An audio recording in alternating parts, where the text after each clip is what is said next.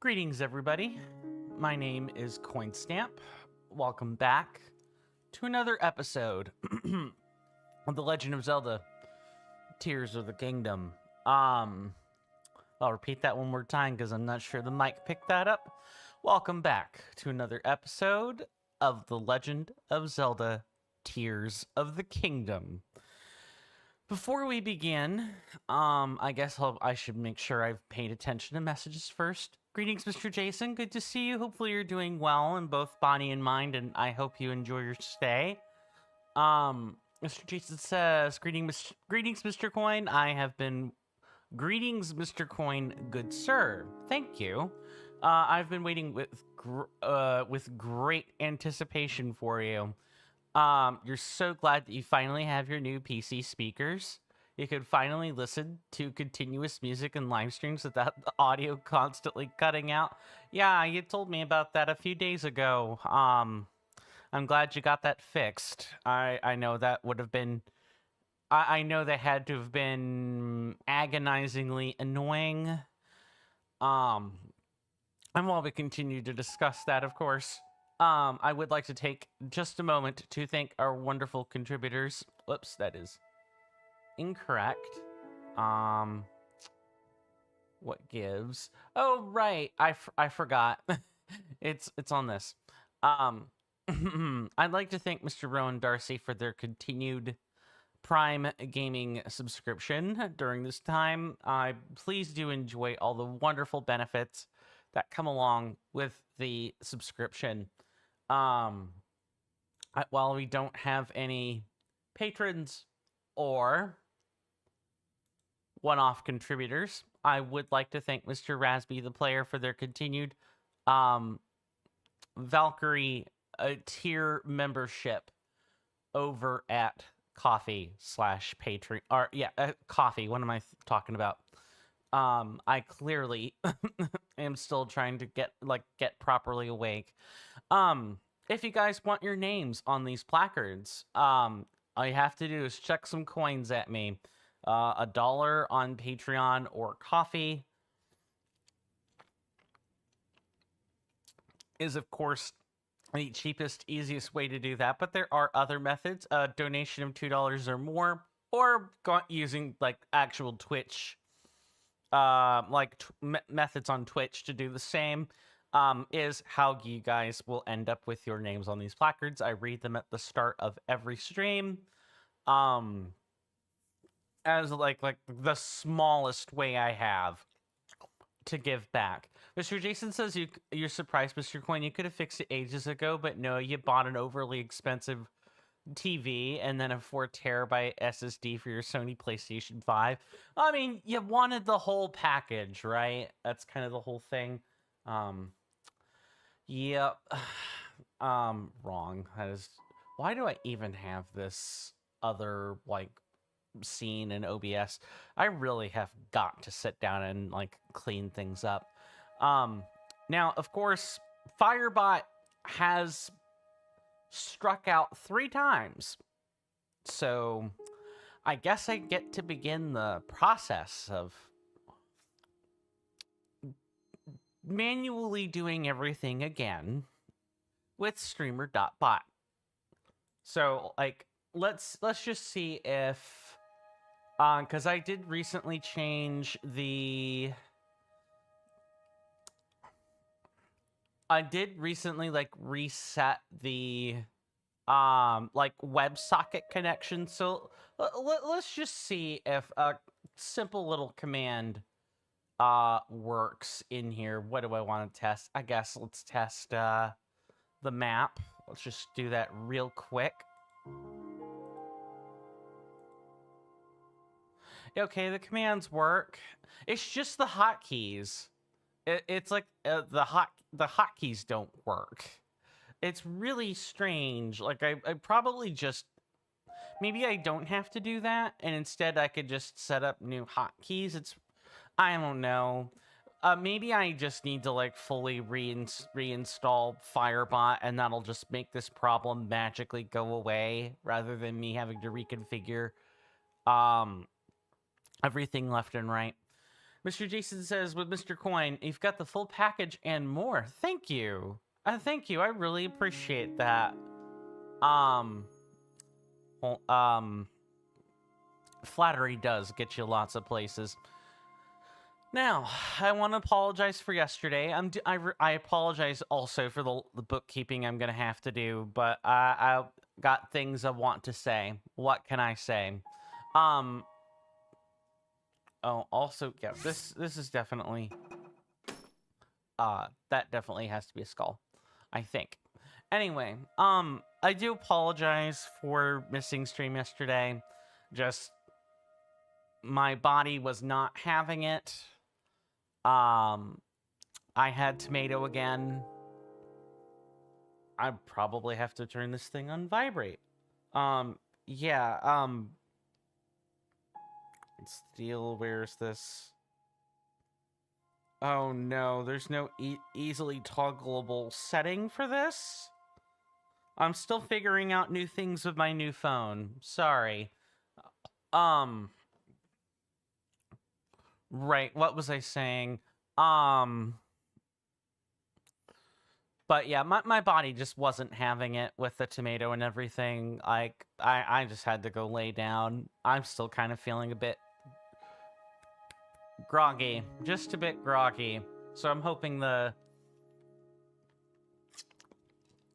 tea and the companionship will liven me up a bit.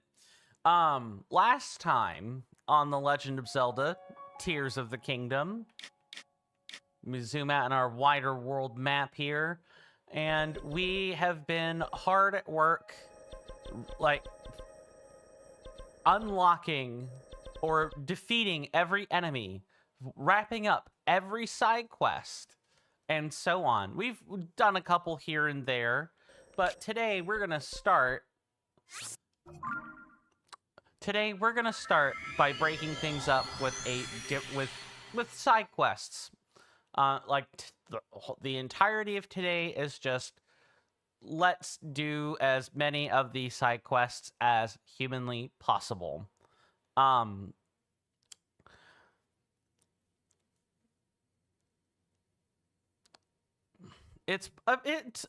looking forward to this. I'm looking forward to the time we're gonna be able to spend, you know, cleaning up everything left and right. I want to try to do a better job about that compared to Breath of the Wild, where I did more or less basically, you know, wait until the end of the game. Also, is it just me, or does the audio need a reset? No, it's just my uninitiated ears. There we go, I think.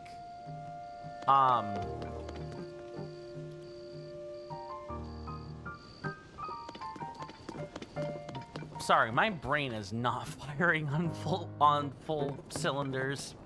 I'm spread so thin right now. I've got like 3 or 4 different things I'm working on. Hello, Joshua. Hi, Swordsman. Welcome back. You look like you're in a good mood. Did you discover something? Wow, you defeated Koga? Well, of course you did. You're the swordsman. So did he have any clues about Princess Zelda? No. I don't think so. Yeah. Oh no, nothing, huh? Well, even so, that's one less danger for the princess. I'm not even surprised you did all this. You're the swordsman. Oh. I'll be hard at work here with my research into the depths. So just come let me know if you find anything out, swordsman. Sure. Oh, yeah. Let's see. Let's offer pose. There should be... Yeah, there should be something we don't have, and I'm pretty sure it's the Tunic of Memories. Yep. 400 pose for that. And then... I need to restore our bomb flower count. Or at least get most of the way there. Oh no, we got there exactly. I like having 100 of these. Or more. Honestly, I'd probably keep the count lower if we didn't have people come in and redeem the boom booms. If people didn't want to see the boom booms, but it's fine. We should actually probably just do a clean sweep. Welcome on in, Destructus. Good to see you. Hopefully you're doing well in body and mind, and I hope you enjoy your stay. Destructus, of course, asks, how is everyone? I am doing... I won't speak for everyone else, of course, but I'm doing okay. I've got a nice beverage. And, I'm feeling a bit better compared to yesterday. You know, provided I stay away from the tomato for a little while, I'll be fine. Of course, it'd be nice if we weren't cooking so much tomato-related stuff in the first place. But I love the taste of tomato. I really do. I grew up on a lot of tomato. We have, you know, a macaroni and tomato goulash, or we just simply call it macaroni and tomatoes at the house, but it's just elbow macaroni and like diced or whole peeled tomatoes right out of the can. Thrown in, sometimes we brown burger, sometimes we don't. But that's usually just, we need to fill our stomachs, and we're low on things in the larders. What can we make? Macaroni and tomatoes, and with the like semi-frequent ground beef tossed right in. Though rare, fairy sightings are possible inside wells. I just realized that she's saying new things. They're floaty and tough to catch, but if you can manage pretty well, or I should say, but you can manage pretty well if you approach them nice and sneaky. Huh? Do you happen to know of more well locations? I'd love to know about them. We're all kind of off doing our own thing, I suppose. Which is also totally fine. thanks. So 6 of them this time. Uh-huh. Mr. Jason says you're honestly surprised, Mr. Coin. Why? What's up? And still 5 to find. Uh-huh. 5 between... like a handful of locations? It feels like there are more caves than that. Interesting. Okay, so we've chatted it up with her. What about this dude over here? It's so great. It's just so great. Hey, you're interested in that Flamebreaker armor that just came in stock too. I've been eyeing them Butte for a while now, but even if I sold the ore I've got, it wouldn't quite be enough. Uh-huh. Thanks for telling me about the situation in Lurelin Village. I can't tell you how upset I was when I heard how those pirates had trashed everything. Now I'll be able to do business with a clear head. You're welcome. Wait, you're letting Garini just do all the, you're letting Garini open the store again, but you're not there with him? Okay, weird. Mr. Jason says, expanding on what I said in your Discord, which I'm looking forward to your response as when you have the time, as it's not urgent, but I know that she's an NPC and does not actually exist in the real, but unlike the TCC, you actually have a boss in the SBC. Lady Jacinth, of course. Of course.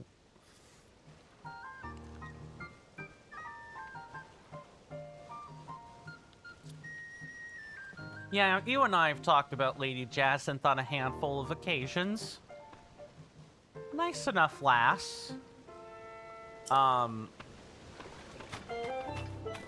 The important thing is that you like her. I don't know if I have if I truly have a real opinion on Lady Jacinth. I mean, I don't play Pokemon Legends Z to A. Like, I don't have a Switch 2, so I can't do that. Link, I'm so happy to see you safely returned. Can I fill you in on anything here at Lookout Landing? Sure, what's the latest? The latest? Now that you mention it, I was speaking to Lester from the mini stable nearby. He looked haggard and he was muttering that his horse had run away.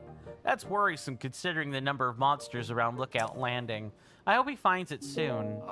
I hear Mubs is getting new items in stock. You might want to stop by. Mr. Jason says 99% of the time what you say is non-urgent. Fair. Pokemon Legend, he then goes on to say, Pokemon Legend Z to A is also a Nintendo Switch. Never mind. Like I said, I am brain-addled today. I think that's gonna come out and be relatively obvious. I can foresee there being problems. My brain is just not gonna fire on all cylinders. I don't know why I'm having such fog brain right now, but I am. Mr. Jason says you will typically let people know if something is urgent. Yeah, through TCC matters. I agree. Still, you never know when someone might forget protocol, right? You never know when someone might be wanting to not engage in mind games. That's the wrong word, wrong parlance. It's the, oh, we've done this like 100 times, right? You shouldn't need to like wait for a signal. You should just already know. I'm using the neurotypical frame of reference here, where it's like you do things 1,000 times and you shouldn't need additional input. You should know exactly what you're doing. Well, I got news for the neurotypicals. All it takes is one slip of the routine, and you may soon also be asking, wait, where's the signal? Okay, let's stop by the monster control crew headquarters, burning the candle at both ends. Link? I appreciate you taking the time to visit the Monster Control HQ.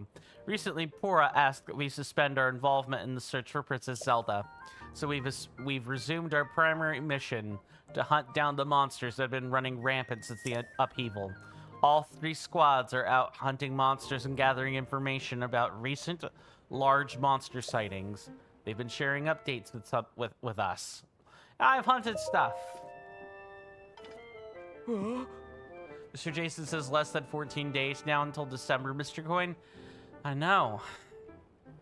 14 days and the winter frost truly starts here in the States. And maybe more specifically, you know, us people in the States that live in like the humid South or out in the Midwest. Those who live in like Vermont, New York, and so on should already be dealing with Arctic winter chill. And to be fair, we've also been dealing with chill, but not we haven't been getting snow yet. Or usually what happens is it'll rain and then it you know, roads ice over. That's usually what happens. You know, here in the two-state area I live, it's just, there's no snow, it's just ice. It makes the road hazardous. People are out salting their sidewalks, all that fun stuff. Mr. Jason says, oh, Mr. Coin, random fact, did you know that Animal Crossing New Horizons has an official manga series? I do now. It is called Animal Crossing New Horizons Deserted Island Diary. Oh. Which one did you get? Let me check something. One moment. So I see. The latest report confirms the Stone Talus was taken out. Oh. To defeat such a formidable monster, well, that's the stuff legends are made of. And to do so single-handedly. I'd expect nothing less from a swordsman of your renown. It's not much, but I got a reward for your valor. Please take it. You're welcome. Here's hoping we can always count on your expert skill. Oh. Did you defeat any other large beasts? This is a nice little cute quality of life change of just them actually waiting to see if you've got other turn-ins.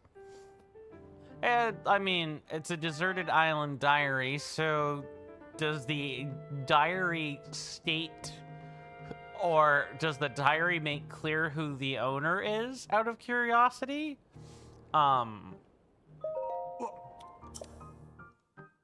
That face.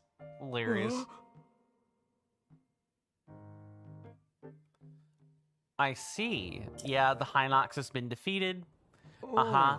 To defeat such an unyielding beast. Yep. Mm-hmm.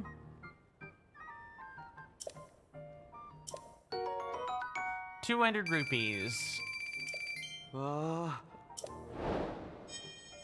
we don't have any other beasts, but maybe we have other things we could turn in.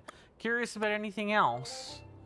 Let's see. Mr. Jason says, also Mr. Coin, I do not know what you're calling crusty stuff on them is, but your old PC speakers have some of that on them. It could just be dirt, but then it might be the reason why the audio kept cutting out. Yeah, probably. Like, that kind of stuff can get into the computer components. And all it takes is a little, like, granule or spicule of dust or dirt or crud getting into the right place, and instead of that component being able to cool down properly, it's going to increase the running temperature and maybe make a part like go into overdrive or melt down instead of functioning normally. Computer equipment is pretty resilient to a lot of things, but man, is it defeated by just the smallest amount of dirt and dust. Like, if you have, like, actual, like, external speakers, like, cleaning and maintenance of one's space where the computer is like important. You cannot have dust and dirt just lying around. I don't have dogs come into my office often, but nonetheless, dog hair and other stuff manages to find its way into my office anyway. I know why. It's that, you know, my door does allow dust in from, like, the outside part of the house. That's the condition for having a door. It can't be scuffing your floor when you open it. Mr. Jason says, you don't know? That must be in reference to the, you know, the diary question I posed. But you haven't, you bought them but haven't read them? Fair. Then they go on to say, also the Rosalina storybook will be out in a few weeks. Nice, nice. Here's to hoping that the book is everything it's cracked up to be, right? It really does truly suck to get a product that you've been hyped up on, you've been looking forward to it, you know, everyone's been hyping it up, you know, the quality is something that is generally lauded, blah, blah, blah, and then, you know, it falls flat when you actually receive it. That really sucks. Mr. Jason says, I think it's just a glorified art book with a bit of story. Yeah, I mean, I mean, more or less, that's what I expect. It's Rosalina's storybook. It's literally meant to be read to Lumas, like childlike star creatures and not real human beings. It's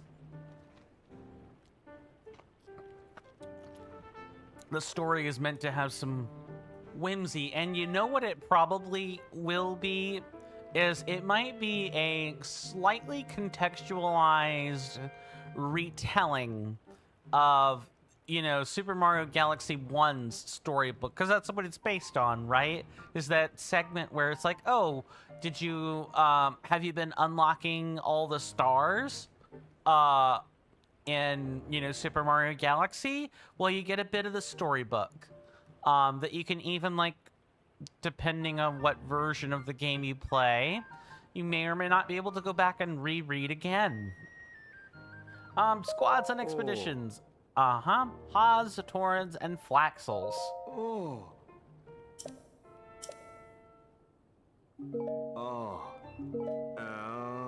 Oh, wait a minute. We should ask about...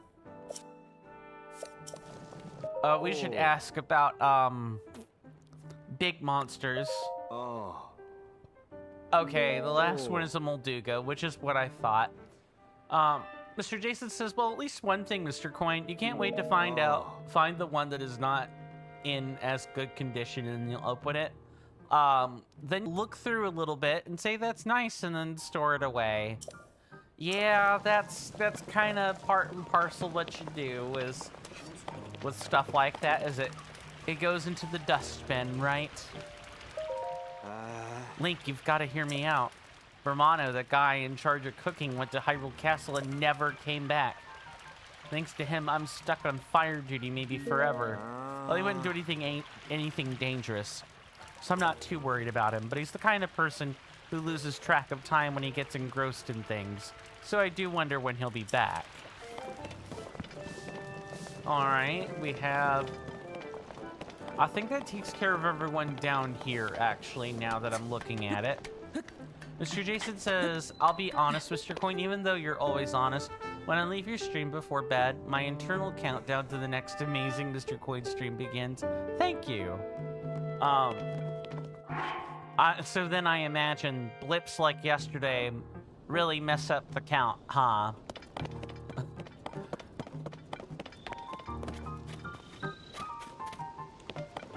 I've been trying to get my folks to start cooking some pesto pasta, but my dad has a picky mouth. He's got a picky palate. Oh, Spot, where did you get off to, Spot? Well, look who it is. I sure can't thank you enough for helping our mini stable come together. Heard me talking to myself, did you? Spot is the name of my beloved horse, you see. Mr. Jason says not really. Well, that's good at least.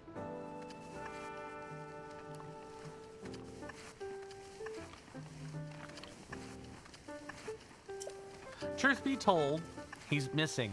Ran away just before the stable was built. Well, he's always been a meek horse, so I can't imagine he's run off too far.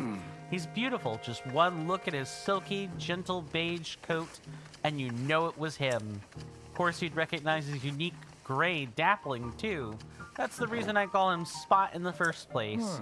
A horse like him, I bet you he's someplace with a nice view, taking in the sights. Just wish I didn't have so much trouble climbing to high places these days. Spotting Spot.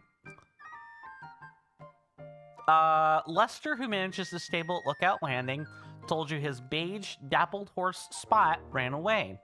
Spot is supposedly timid, though, so he may still be close by. So, supposedly, it'd be a place with a view. Maybe like Mount Gustav? It's probably like a mountain of some sort. Or maybe it's on Whistling Hill. Let's try Whistling Hill first. And go from there.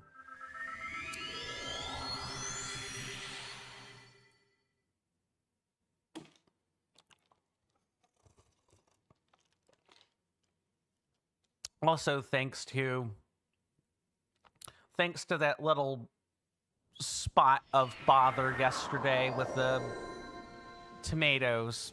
My sleep schedule is now borked sufficiently.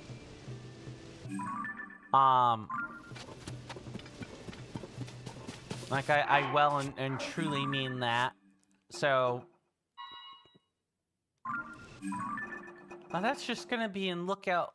Hold on. No, maybe not. Okay. No, that should just be the stable. That's telling me who did the quest, right? Plus it's thinking about, you know, horses and how far a horse could travel before it would stop. Mr. Jason says, I know you pride yourself on punctuality, and you also do. But whenever a blip happens, you just eagerly anticipate the next stream. I appreciate that. Really and truly, I do.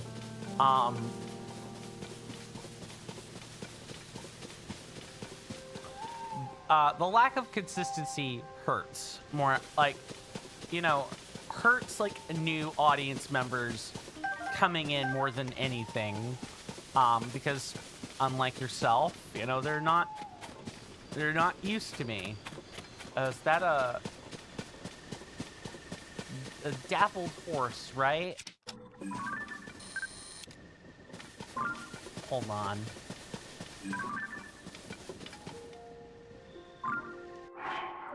I'm forgetting what kind of things constitute dappling. Let's see.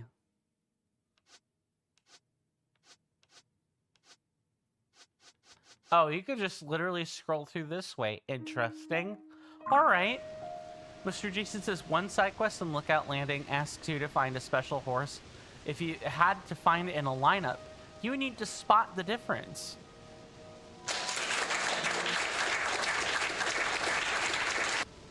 I don't know why I'm pressing the hotkey like I think it's gonna help.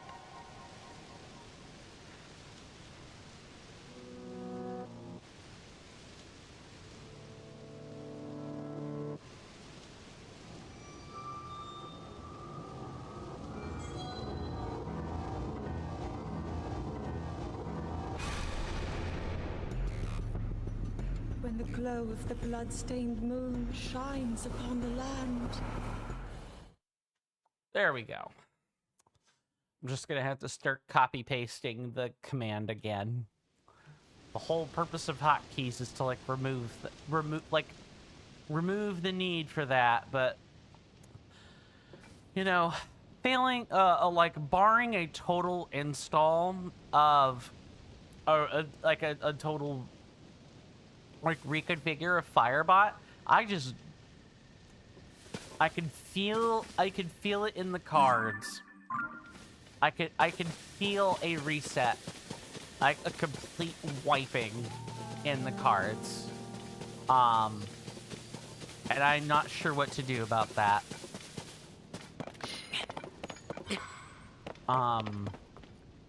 Mr. Jason says, some people call this the blood moon. I call it the oh yay, the Lionels are back moon.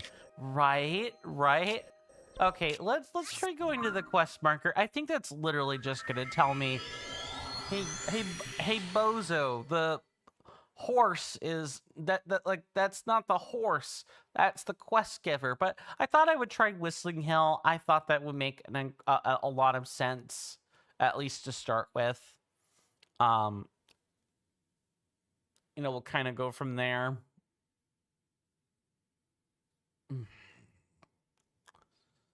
Sleepy. Maybe I need to like crank out the herbal tea too, just to kind of like help like wake up. Yeah, I call it the, oh, am I about to like get pub stomped moon again? Why do I call it that? Because I'll be, you know, grinding on enemies in Tears of the Kingdom, right? I'll get done killing like a Gleeok or something, and a blood moon will just come along and immediately revive what I just killed. And I've already spent a good deal of weapons, you know, trying to like, you know, kill a bunch of stuff. So the Gleeok absolutely, the newly revived Gleeok hoses me, and I usually just have to like escape. I've had that happen like 2 or 3 times, but it's not been fun. Okay, well, I think this is just telling us who the quest giver is. Let's see if my intuition is right. Yes, it is in fact telling me that there is that is the quest giver, which is what I thought. So close by. Oh, that's probably it right there. Yeah, it's a dappled horse. Mr. Jason says the Legend of Zelda Breath of the Wild and Tears of the Kingdom are purgatory for Lionels in your save, Mr. Coin. They are forever cursed to keep coming back to be bullied by you. Yeah, imagine if, you know, creatures in video games had like meta knowledge, like they could break the fourth wall. I cannot imagine if, like, I can't really imagine.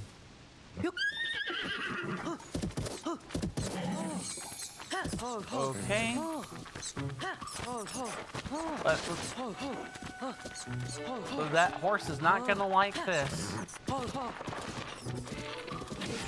1. And...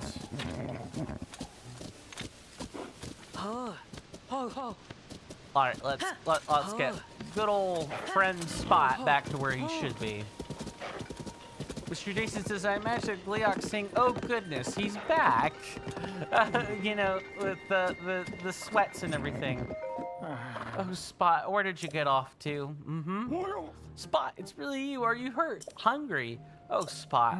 Yeah, I mean, worried sick. Or if you were attacked by monsters. I mean, he was. Don't, shh, chat. Don't, like my lovely senators, don't tell him anything. Let him be oblivious to the fact that a case ramrodded the horse with a diving charge.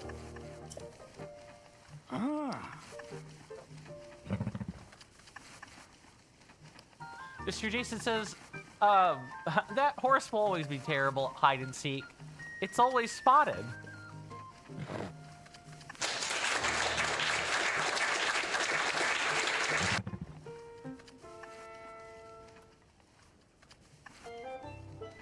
I can kind of do a hackneyed thing.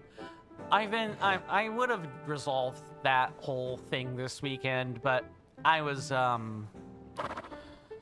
trying really hard to get things ready for the tabletop campaign that'll be happening at the start of next year. I finally have the location of where everyone is, is starting, figured out. Everyone's fine with it being a little spot in Numeria, so yeah, I can now actually start writing script points for, the 5 places that the players are going to be visiting on their way to Chapter 1. So that's been fun. I've had to completely divert course from what I'm doing in order to try to get that done. And along the way, I found ways to distract myself.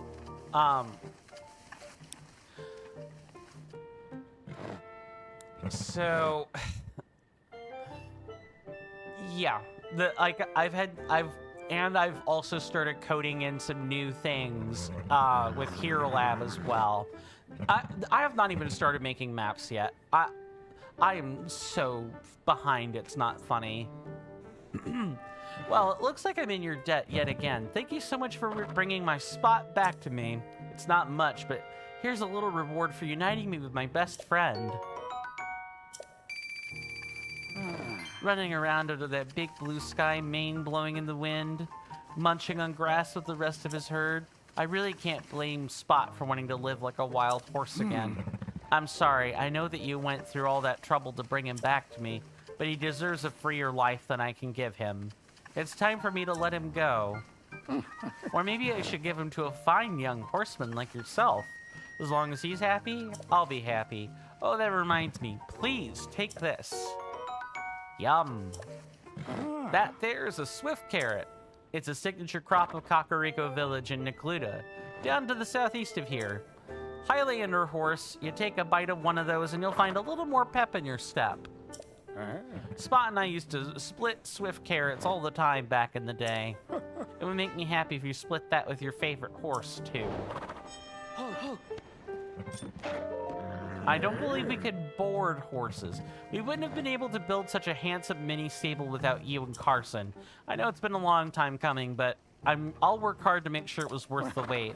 Between constructing the mini stable and finding Spot, there's a lot I have to thank you for. I don't have any great reward to give you, but I promise to take care of your horses as best I can. Now then, let's get to business. Seeing as you're already a stable member, I'd like to give you 1 point to thank you for your first visit. Ploink! Oh, planning to make Spot your own after all, Link. Yes, please. Many thanks. So you like to register this horse? Sure. That's wonderful to hear. If anything, knowing that you'll be riding together puts me at ease. Let's get you registered as the new owner then, Mr. Jason says, oh, Mr. Coin, I was out with my real-life friend yesterday. Nice. You went to your local hotel chocolate store and you looked around and exited without anything. Yeah. I mean, do you consider that a good thing or a bad thing, or just kind of a, a whatever, no big deal? Because you usually talk raving mad about the place. Mr. Jason says, unusual for you? Were you trying to save up money for something? Or just didn't feel like buying anything? You don't have to answer that, but, that is probably an important question worth considering. Especially if there is something out of character, like, why? Why did it happen?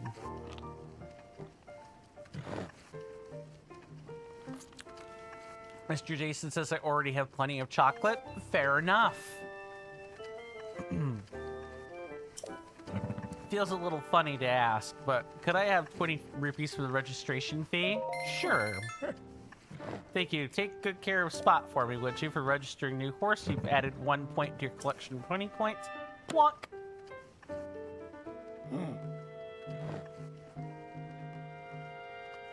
I already have plenty of chocolate. Did you like the pun, Mr. Coin? Oh, whoops. Thanks. I knew I was forgetting something. It's at Lester. Mr. Jason says, "Don't worry, Link will maintain a stable relationship with Spot."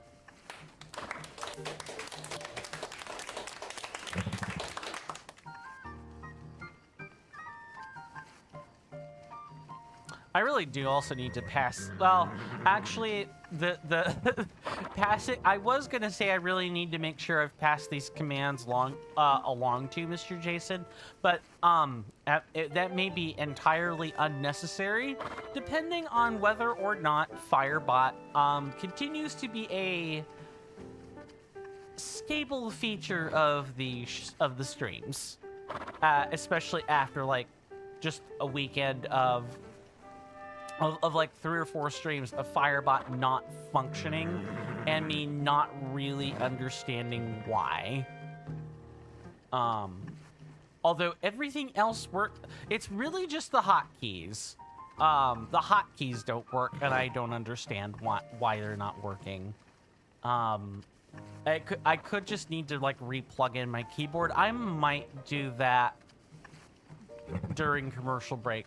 Mr. Jason says, "I hope to see Mr. Shiny if possible. He can't do the heavy lifting all the time." Fair. And Mr. Jason says, "I'm always excited to see Aelin." I'm excited to see all of our audience members. I hope they do stop by today, but if not, you know, that's life. You know, this world's a dark place right now. And, you know, many of the people that are, you know, that are here are like high schoolers and even a couple of middle schoolers. I want them to take their education seriously. They should be there as opposed to here if they need to be there at school first. Mr. Jason says it's always a pleasure to see Mr. Raspy. I, too, agree with that, Mr. Jason. So, what name are you thinking of using to register this little one? Spot's the name I chose way back when. But this is your horse now. You're welcome to pick whatever name feels right to you. We can call him Spot. I think that's fine. I wonder if there's actually any dialogue that happens. Let's see. Okay. Are you alright with the name Spot? I highly doubt. Name registration complete. Do you plan on taking the horse with you? Nope. Oh, I can't press B. We have to board it. Mr. Jason says, yeah, I called him Spot as well. It just feels right that if you've referred to an animal by name for a while, like in real life, you wouldn't rename a dog that you got from a rescue shelter. You would keep the name the same because they may be used to that name. You hear that off in the distance, my senators and inductees? That is an ad storm. In about 5 minutes, it'll blow over us, and then we can get right back to the gaming. Thanks. That, my fine friend, is the incoming ad storm, aka the commercial break. Fasten your seatbelts, batten down your hatches, and you know, I promise the commercial break will be, you know, over at the top of the hour once it starts. It'll be over before you well and truly know it. I do want to thank everyone for hanging out with me today. It's been kind of slow going, and I really, you know, am sorry for like both the missed stream and the late start, but with any luck, that should be behind us. If you guys like the content, like my audience or myself, or you just like supporting content creators, you know, on YouTube and Twitch, please do consider following on Twitch or subscribe on YouTube, or, you know, why not both? And please also consider joining the Discord server as well. Mr. Jason, if you have a chance and you wouldn't mind, good sir, much appreciate the Discord link. I'm going to go ahead and copy that.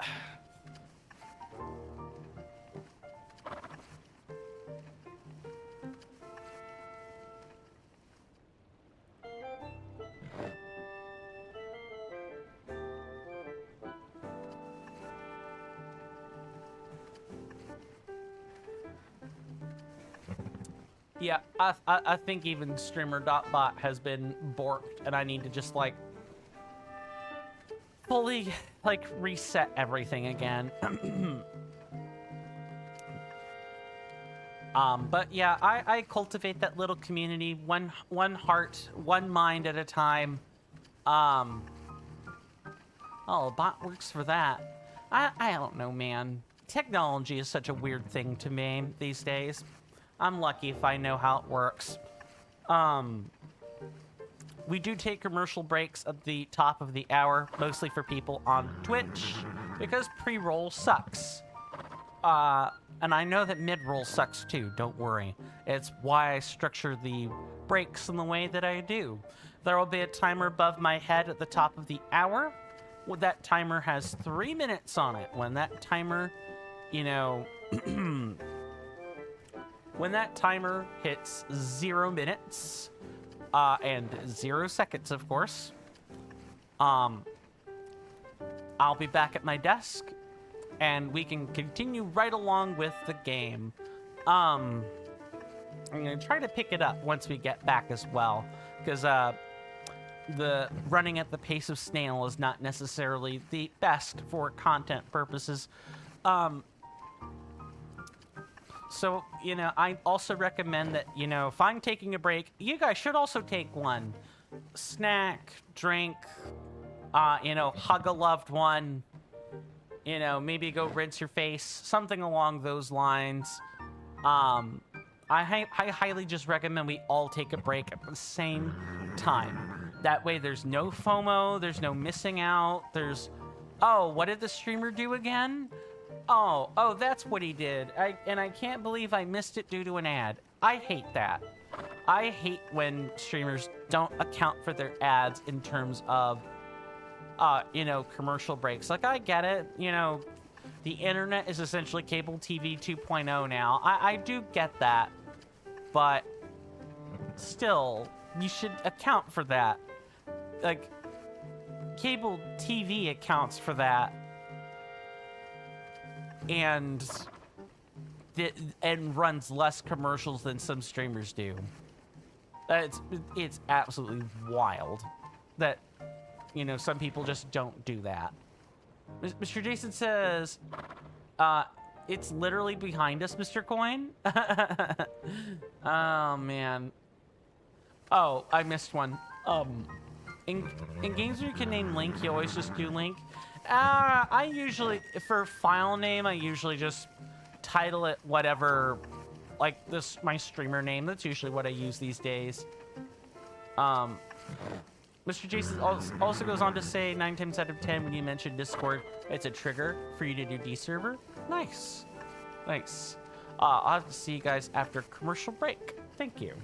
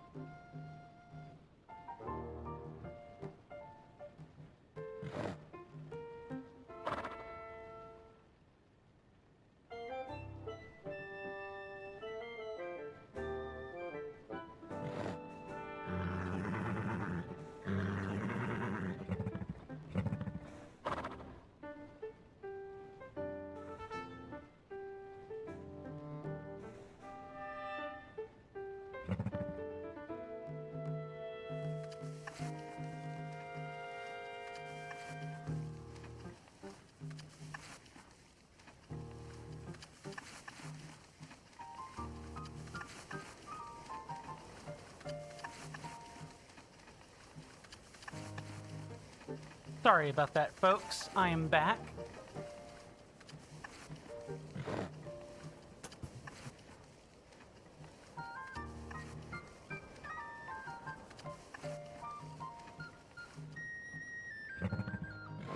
Let's see. Let me catch up on chat here. Okay, no changes on YouTube.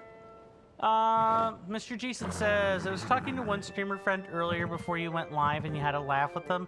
Someone joined their chat and they had an Arc Raiders Twitch badge. You informed them late of your good friend, Twilight Blitz. Later you said, Twilight Blitz, an amazing part of the TCC. And then you said, the TCC. Managed by an amazing person. And Twilight Blitz is one of our verified streamers. A bit of self-aggrandizement for sure, but it's fine. And welcome back, Mr. Coin. Thank you, Mr. Jason. Let's get to getting on the road, shall we? We've got many side quests to do and a limited amount of time to do them. Thank you. I'm glad to spend some time with Spot again. That should about wrap things up. Please take care and have a safe trip. Ever been to the stable at the base of the Dueling Peaks? It's in Necluda, a region that makes up most of the southeast. Not a bad place to stop if you're on your way to Hateno or Lurlin Village. Nice. Alright, what about any guards or, like, other people? Okay, sorry. Oh, I guess I haven't showed you guys yet. Let me go swap over real quick. Ta-da! I've got a new phone. My folks are real nice to give me a gift this year, like a bona fide Christmas gift, and it's a Google Pixel 10 Pro. I'm really happy with this. Of course, you know, navigating through setting up a new phone is always non-trivial. Like, it's somewhat challenging, but I'm having a lot of fun learning things about the Google Pixel 10 Pro, or like the Google Pixel 10 line of phones. I've got a something my phone didn't have before back when I had a Samsung, you know, S20 FE, and that is a biometric lock.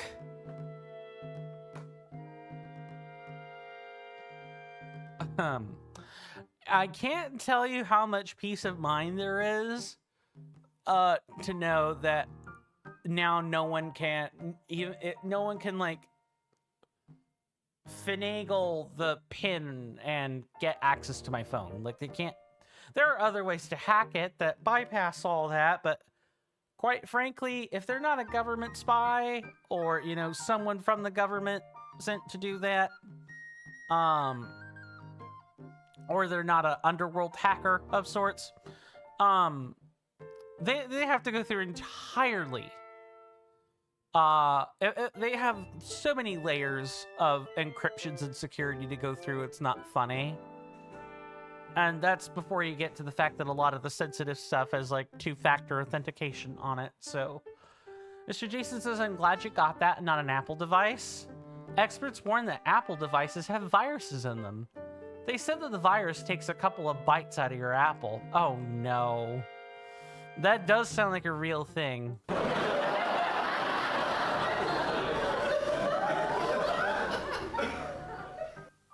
Whoops, that's right. I forgot. I have to copy the correct one. Let's see. Where is this? It's literally right here.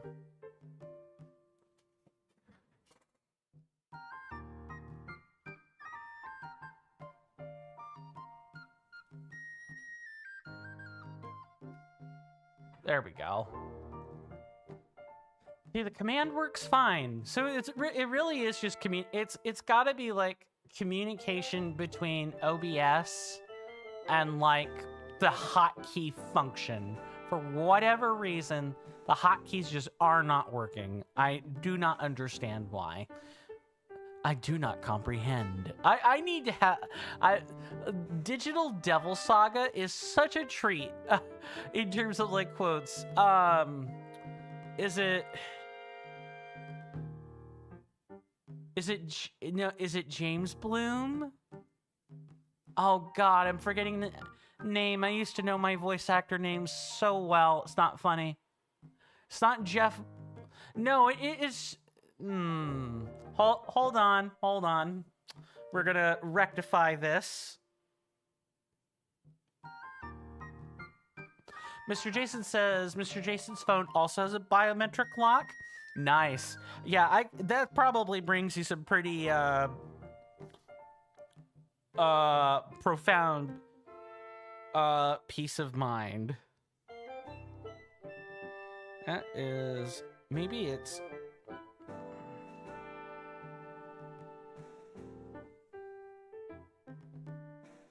Is that it? Nope. God, what voice actor is this? Is that James Bloom? I have to do like an obscure search.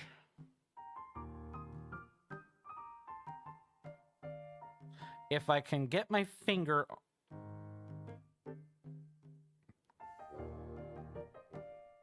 I cannot type today. Steve Blum. He has my name. I should remember, like my name kinda. I should remember that. Steve Blum. That's his name. My God, is that man everywhere? From Toonami Tom to random bards in, say, Kingdoms of Amalur, Re-Reckoning, to... Oh God, I'm forgetting some of his more famous... a lot of like old elderly types. Steve Blum has a really deep, kind of like gravelly voice. It's not like super deep and gravelly, but it's kind of... It's got a unique texture. You really have to just listen to Steve Bloom's work to get what I'm talking about here. Mr. Jason says, "Oh, Mr. Coin, when you were out with your friend yesterday, you bought an anniversary card for your mom and dad. Their anniversary isn't until the latter part of 2026. Nice." They go on to say that the internet browser on your computer received an update a little while ago, which added an AI thing. You turn that off immediately. Ah, yes. Titular AI. Yeah, Google Pixel 10 has a lot of, like, AI features as well. I have depowered most of those. The only one that I'm kind of, like, compelled to keep is the cloud storage. And that's mostly because it's nice to have... It's nice to be able to have, like, both the eSIM technology and the ability to port things over from, like, Google search results or things like that. But for the most part, I turn off the AI features as well. Support your local computer engineers and don't use AI today. And, you know, you'll even help save planet Earth. One little, like, quart of water at a time. Okay, we've been staring at a screen for, like, 15 minutes. Let's not do that. Are you interested in the ruin, too? The letters carved here are ancient Hyrulean, and Wordsworth is the only person who can decipher them. Even if it's just this stone tablet, I want to know what's written on it. Huh? Wordsworth told you about it? The royal family's daily life, you say? And there are 12 other stone tablets with ancient Hyrulean like this one? Finding 12 more stone tablets seems like a tall order. This tablet fell from the sky, so maybe searching from above is the way to go? Maybe someone like the Rito Hearth could help you. Hearth, eh? Mr. Jason says, when you know things are stored safely and can use them on different devices with ease, you feel in cloud 9, Mr. Coin?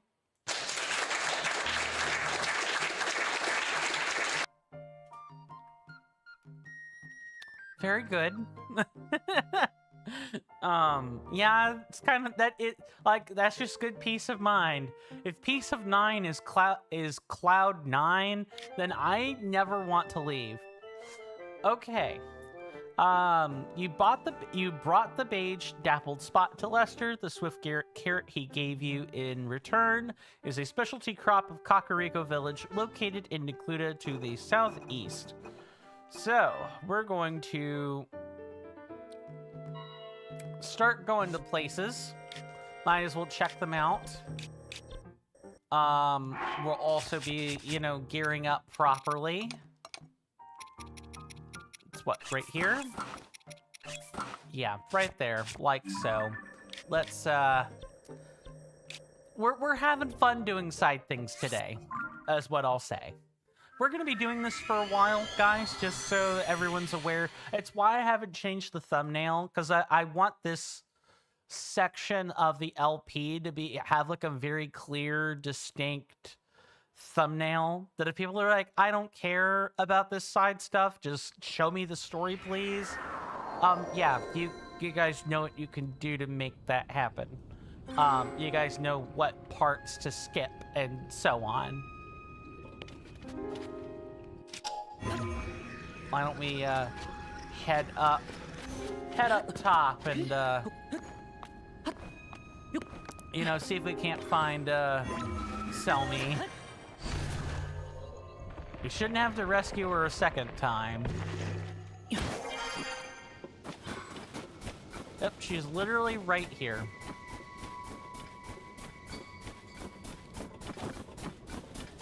I also hope everyone had a good 4-day weekend.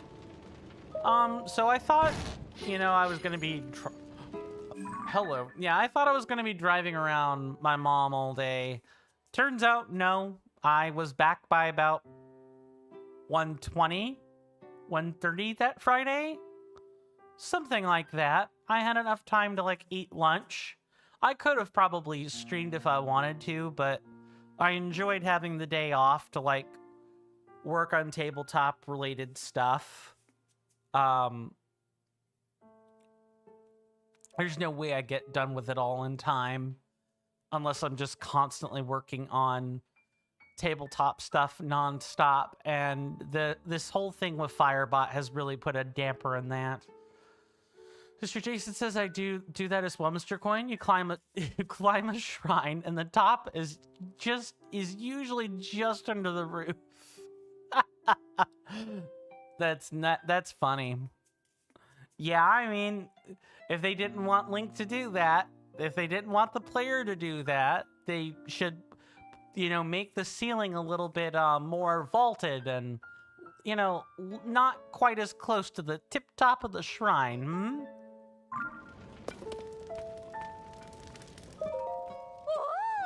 Oh, I've been waiting for you. Thanks for coming all the way here. You saved Teach. Oh man, do we ever owe you one?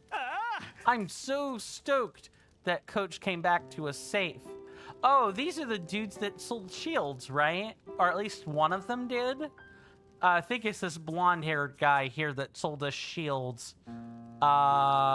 Is it a Kala?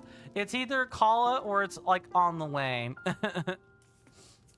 I'm so stoked that Coach came back to us safe. Major respect from me, man.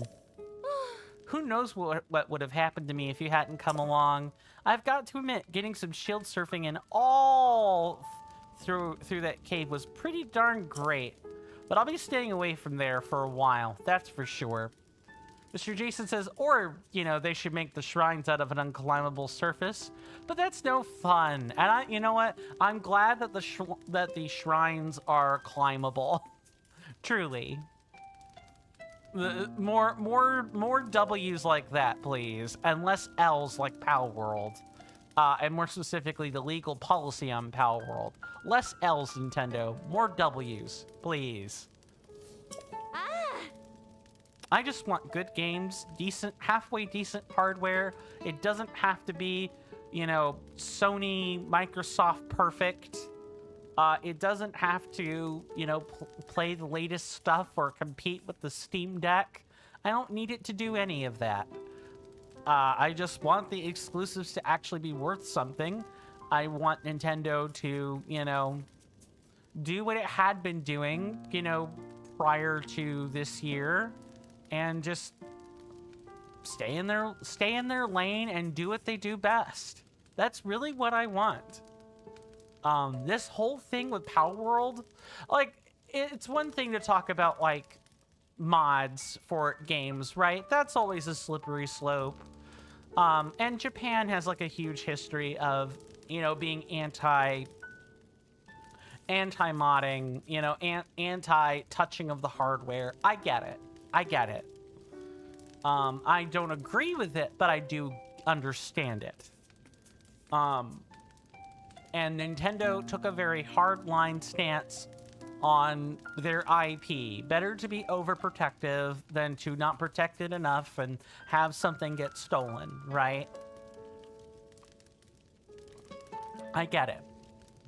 But this whole thing with Power World is just between Power World and bricking of consoles for whatever cockamamie reason Nintendo wants to, like, come up with. It's just totally soured my opinion on them. I could look past the other stuff. I cannot look past their handling of Power World, which their patent just got rejected here in the US not that long ago, so you know, we'll take the W where we can get it. That isn't to excuse Pocket Pair. They should not have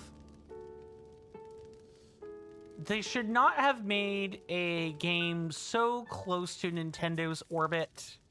I think that kind of like that was like, it was like a switch just came on and Nintendo took off the mask. It was like, you want to, you know, trigger our ire? You've got it. But, you know, Pocket Pair is also known for doing that.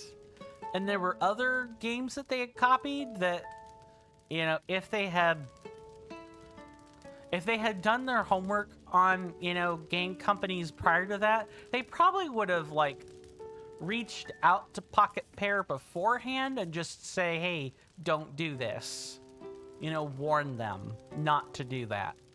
Mr. Jason says, oh, Mr. Coin, I don't need to tell you what happened as it's kind of personal and happened years ago. But you had a bit of a falling out with this one person. Ah, the classic. Yep, I know. I'm more natively familiar with that than I would care to admit. You deeply regret that as this person was considered a really good friend. Well, sometimes the worst enemies were often lovers or best friends. You know, just look at Sora and Riku from Kingdom Hearts as an example of friends turn enemies, turn friends, turn adversaries again, all the time. You wanted to make some agreements of boundaries that they wanted me to abide by so that you could assure them that you will not bother them, as you don't like confrontation. But you did say before you left that the DM that the gate is open if you ever want to return. That sounds like something my parents would say. Recently, they have returned and we are talking again. Good, good, good. That's good. My story with some audience members actually is not that far removed from that. It's just I spent a lot longer pushing them out. That's all. Mr. Jason says, that filled a little bit of a void in my heart. That's good. Rekindling old friendships is a good thing. Although you've lost another friend recently, just hopefully you lose friends. If there's any souring of friendships that feels particularly bad, it's politics. If you lose a friend to politics because they've gotten soul sucked by the propaganda, there ain't no coming back from that. They have been, or by the time they do come back from that, they're too changed.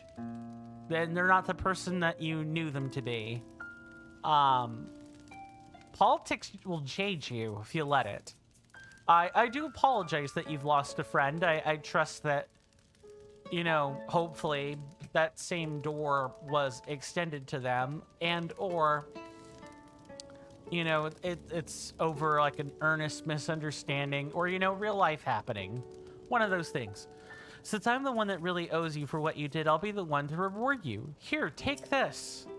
Well, I've got a shield for you that's kind of unusual, but your shield pouch is full. Make some space for it, yeah? Fine. I'll throw out the shield. Oh! So you made some space. Good. Now please take this as thanks. A strong Zonite shield. Uh-huh. I found that shield around some stones that, get this, fell from the sky. What a beautiful thought that there could be shield surfers like us way up there.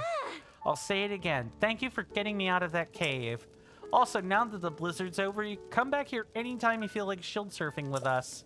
I wasn't going to take on a third student, not with these two keeping me busy. Selmy, I was already a student of yours. What, did Link just canonically never interact with Selmy before?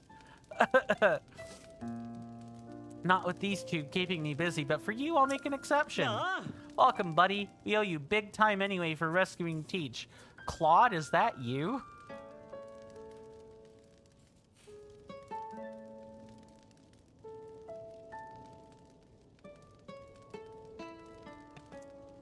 Sorry about that. I had to get that sneeze. Oh, my jaw kind of hurts from that, actually. Mr. Jason says, so something gave you a kind of meh shield? Yeah, right? It certainly could have been better, but I'm not planning on actually, like, keeping it. Welcome, buddy. Oh, right, I already said that. He even has kind of the skin to... It's not as bronzy as Claude's is, but...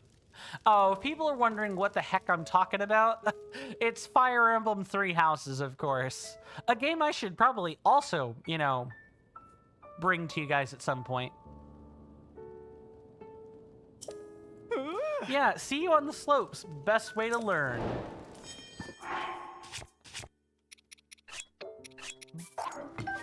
No, I just picked it up after I dropped it. Yeah, give me that one back. Hey, that was pretty rad work before rescuing our coach, Selmy. Mr. Jason says I'd drop it in front of her and pick up the Lionel one again. Hey, yeah, exactly. I worked hard on that, you know, Lionel shield. I want my double shield, please and thank you. I bet she show you how to shred the slopes on a shield. Like, give you challenges. Teach you what's what. Whoa. And if you go shield surfing and your shield breaks, no problem. Come back to the cabin here. I'll give you my very own shield, totally for free. Ha! You wish. What are you, Callus from Baton Kaitos? What's up, Mr. Jason?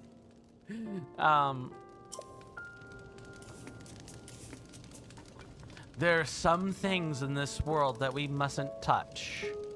Who cares? I think that's how that line's supposed to go. Hey! Mr. Jason says, well, it's statistically impossible for us to be on a one-to-one mind wavelength.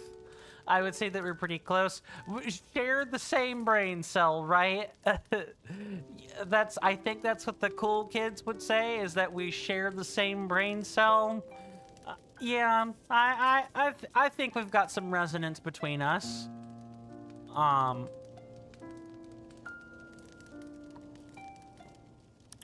And that's a good thing. It's been a while since I've found such an individual. It's really hard to understate just how rare it is. Now, that I've met other, you know, neurodivergent individuals.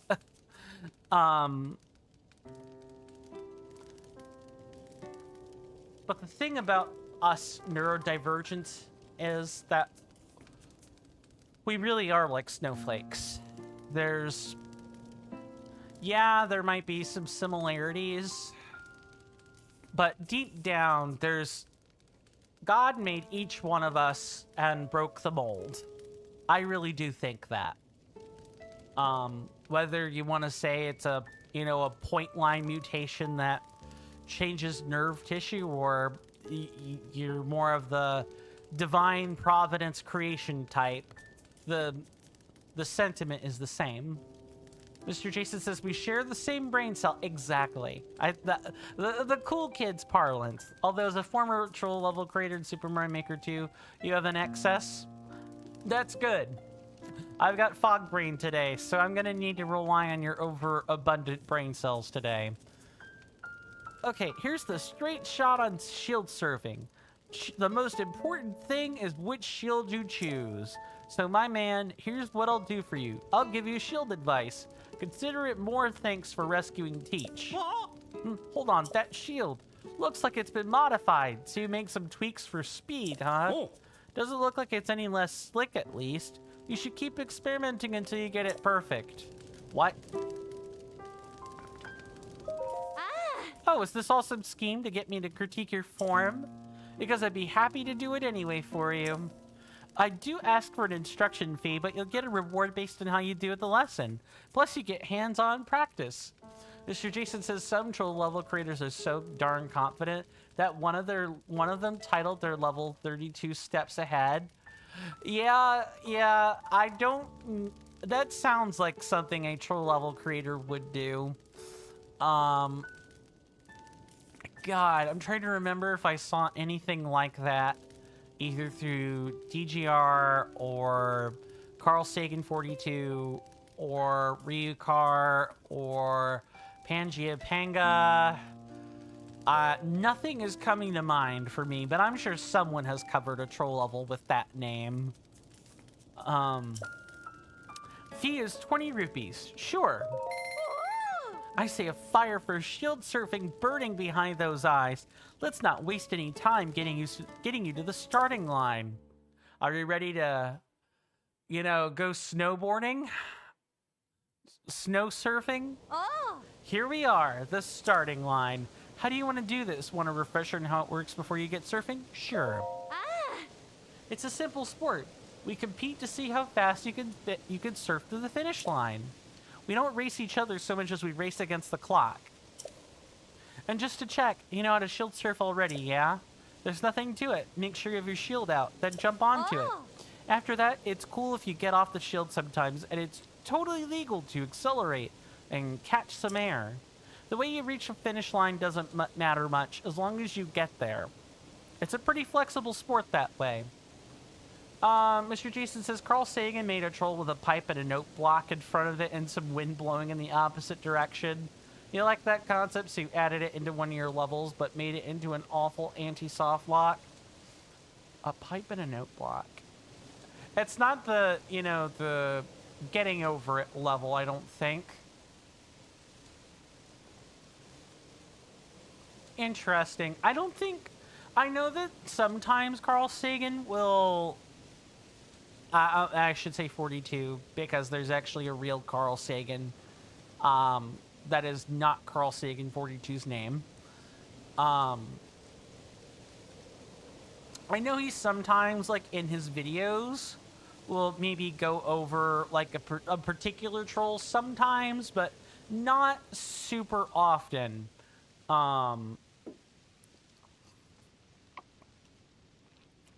It's mainly for, like, his own levels that he really tends to, like, go over things.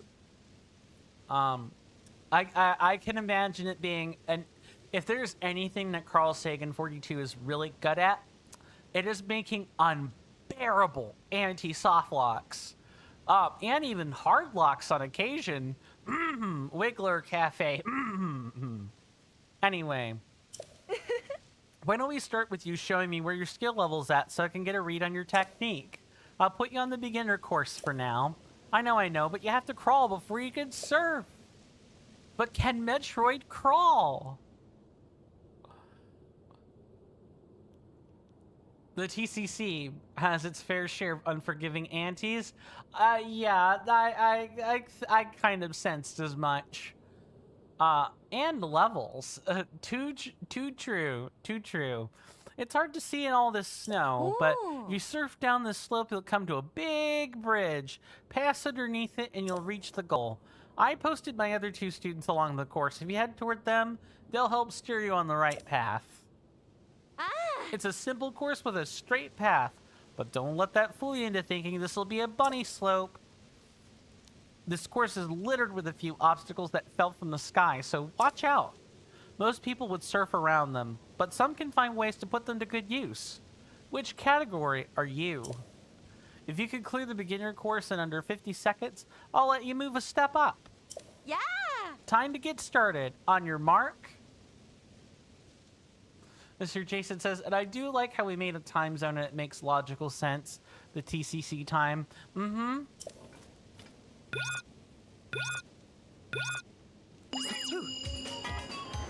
All right.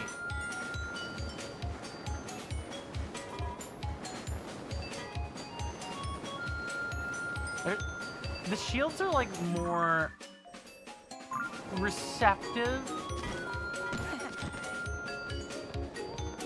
to like little bumps in the terrain.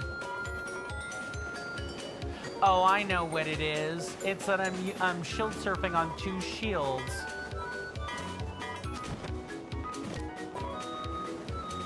If I want to go fast, I need to use 1 shield.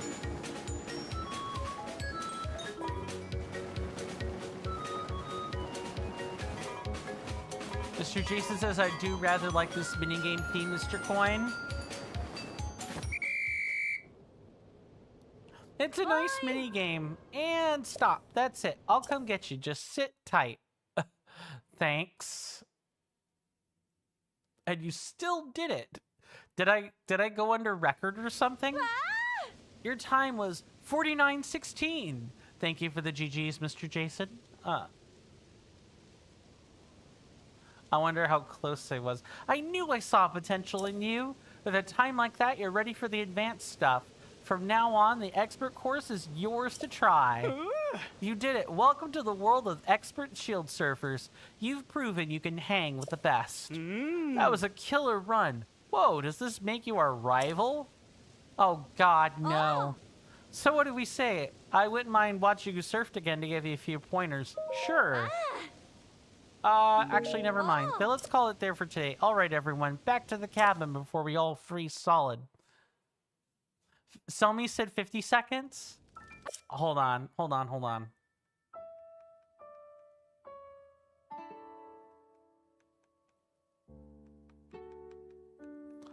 Nothing in the log, but maybe she said it and I just glossed past it. There's no need to rush. Your journey on the slopes is just getting started. Keep working at it and you'll get there. Next time we do this, I'll be wanting to see how you've improved. All right, I believe we want... Yeah, let's go for... Always up for shield talk. My man, count on me for advice. Got plenty to say. That shield you're carrying is pretty decent. Looks sturdy and seems like it slide pretty okay. Oh. Yeah, solid choice in general for anyone starting out with shield surfing.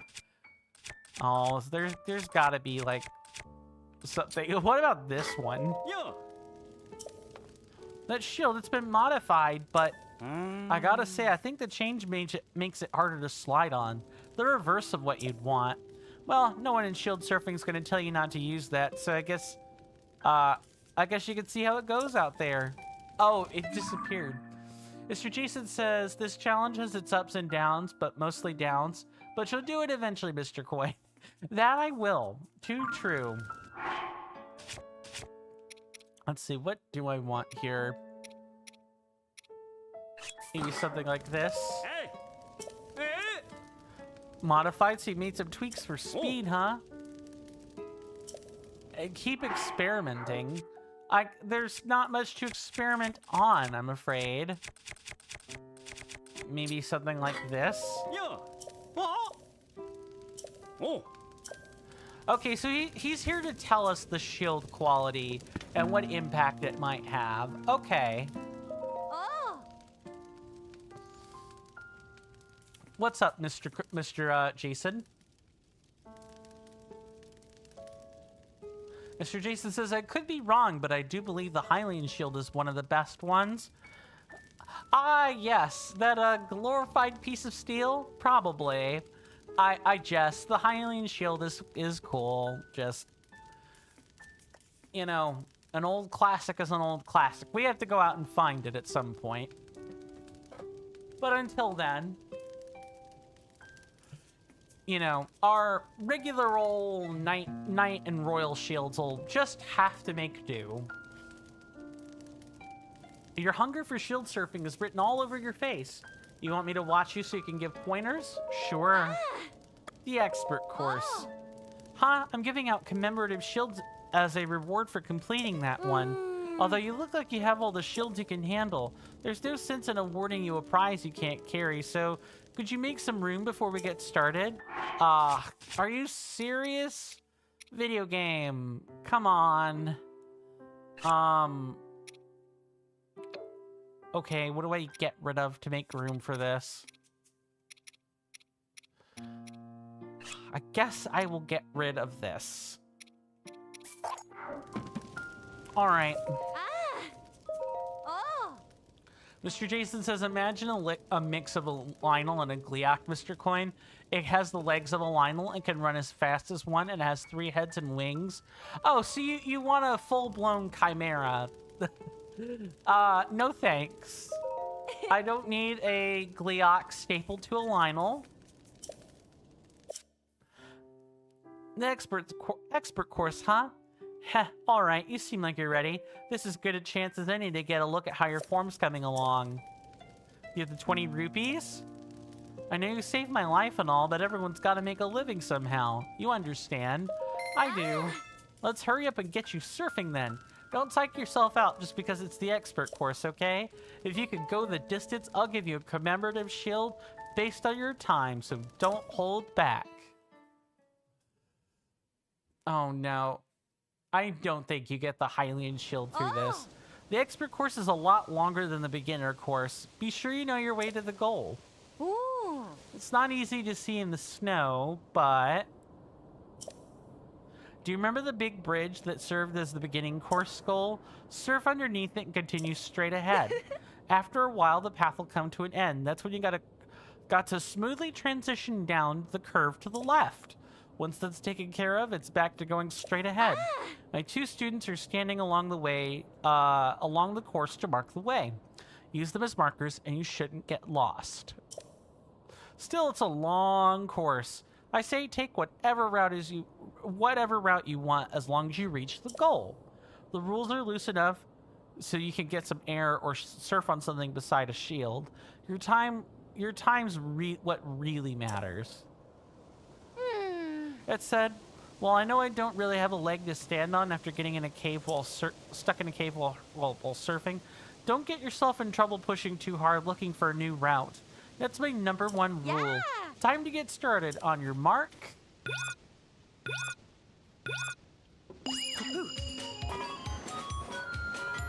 All right. Let's see if we can't do this in a halfway decent time.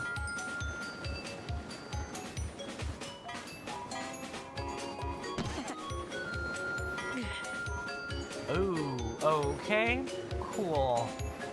That jump probably slowed me down more than anything.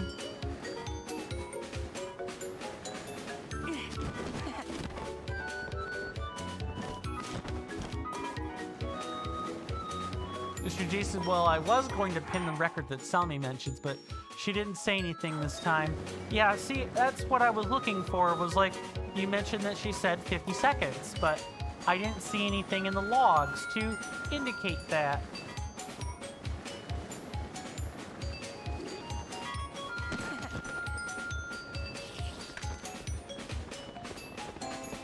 What I'm willing to bet is that if we go get a piece of ice, that should probably work out just fine for this. Maybe. Like a nice round piece of ice if we can all help it.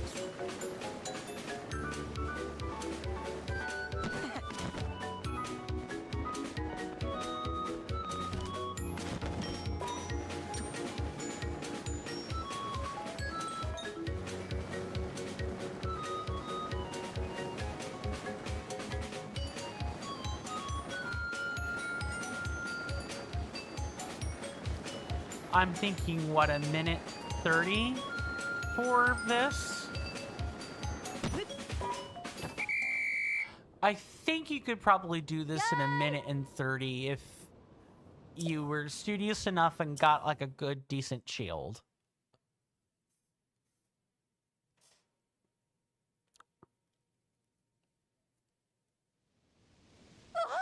Wait, what?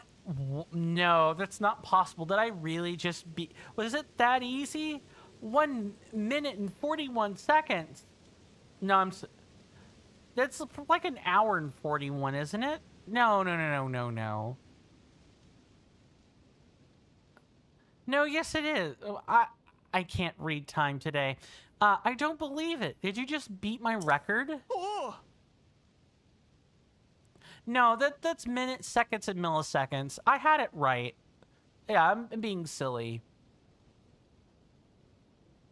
I can't believe you beat Coach's record. No, really, my whole worldview is shaken.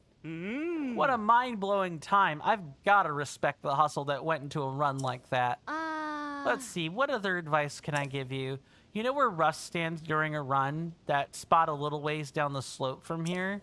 If you hang a left and go a ways off course, then down into the ravine, you'll come to the cave where I ran into trouble. All my instincts as a veteran shield surfer tell me that if you could somehow pass through that cave, then surely... Actually, no. Forget I said that. A good teacher wouldn't lead her devoted students anywhere that she herself ended up stuck. That aside, I have a commemorative shield for you. Use this to practice the normal way. No risky cave shortcuts. Oh! So what do you say? Wouldn't mind watching you surf again to give you a few pointers. All right, well, let's actually... I want to test something. I actually want to test two things. Number one, I'm pretty sure... There's no need to rush. Your journey on the slopes is just getting started. Keep working at it, and you'll get there. Next time we do this, I'll be wanting to see how you've improved.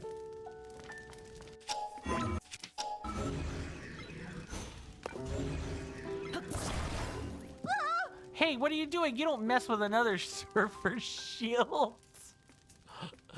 Mr. Jason says, Mr. Coit, some people on Reddit say you can get sub 130. Someone got 1 minute 25. I thought so, and it's definitely that cave shortcut, isn't it? What about... She's like, you saved my life, but it doesn't mean I can tolerate you being a thief. Call yourself a sneak thief?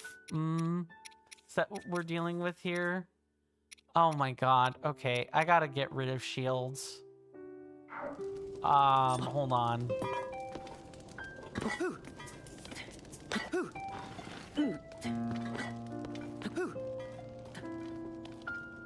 Shall we see if Mr. Coin can get to 125?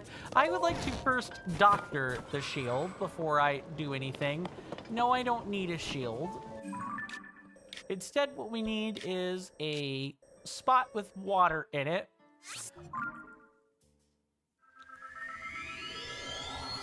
I don't think it's gonna work, if I'm being honest, but I'm curious to see if, you know, putting a slab of ice on a shield is kind of the whole name of the game.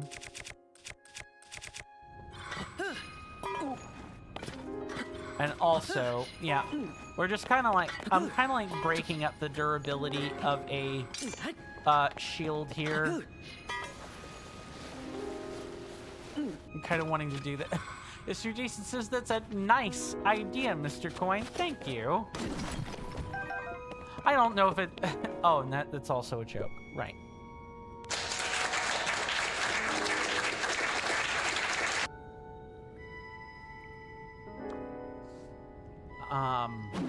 Nope. It's definitely, yeah, right, just like that. Okay.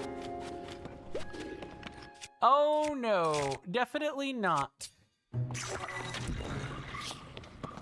No, I don't think so.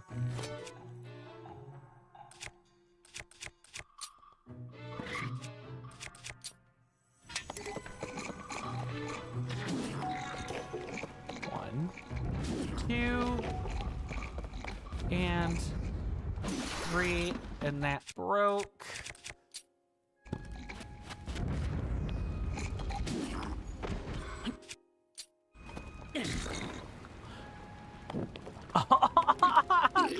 Nice. That's funny. I knocked him silly just long enough. Oh, Link, get up there.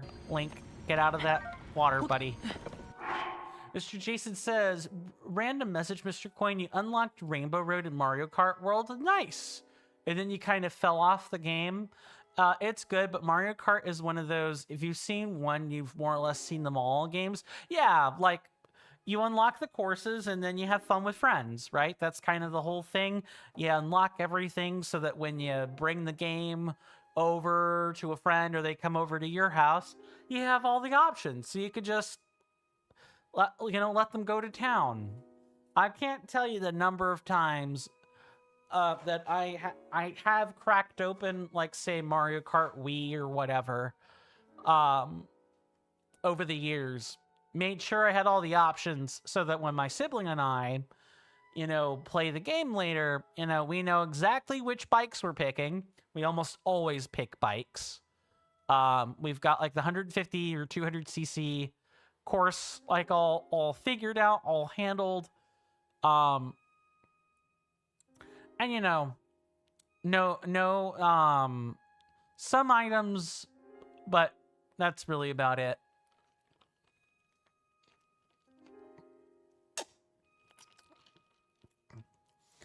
Mr. Jason says, when my youngest niece plays Mario Kart World, you drive very strategically and fast enough to look like you're not slowing down, but slow enough to where you always stayed behind her so that she can win. That's nice.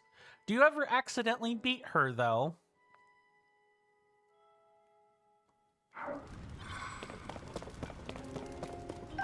I'm sure that that's probably happened, but... sometimes, yes, Kappa. Which, there's nothing wrong with that necessarily. I think it's important that we... You hear that off in the distance, my senators and inductees? That is an ad storm. In about 5 minutes, it'll blow over us, and then we can get right back to the gaming. Thanks. That, my fine friends, is the... Mr. Jason says, if I let her win too often, she might think that I'm letting her win. Yeah, exactly. You have to stride that balance, right? That, my fine friends, was the incoming ad storm warning. They happen every hour around here. It's pretty impressive, how often how barometrically accurate these ad storms are. Anyway, joking aside, we do take commercial breaks at the top of the hour. They last 3 minutes. When we're done with the commercial break, I'll return to my desk. There'll be a nice timer to indicate that at the above my head on the screen at the top of the hour. Once I've returned to my desk, and the timer has hit 0, we'll be back to the gaming. Now, I have talked about the free and easy methods to help the channel out. Please, and I kind of forgot this earlier. If you guys do like the video on YouTube or subscribe on YouTube, please also like the video and maybe consider leaving a comment. Like, that stuff really helps, and it lets YouTube know you're human and to count your view accordingly. And of course, you guys being here is more than enough for me. But if you do feel like being financially generous, or you just like me and my community, and you really want to go that extra mile, I I do have ways to give back to you if you do choose to be financially generous. There are the placards, before stream, but also I have, depending on where else you go, there's all the Twitch stuff. There's private Discord benefits. And obviously the most important one is the extra vote you get when we vote on initiatives and stuff. That's always really nice. All you gotta do is chuck some change at me and you get all that stuff. It's just if you don't chuck change at me on Twitch, then you don't get emotes or ads. That's really about it, for the most part.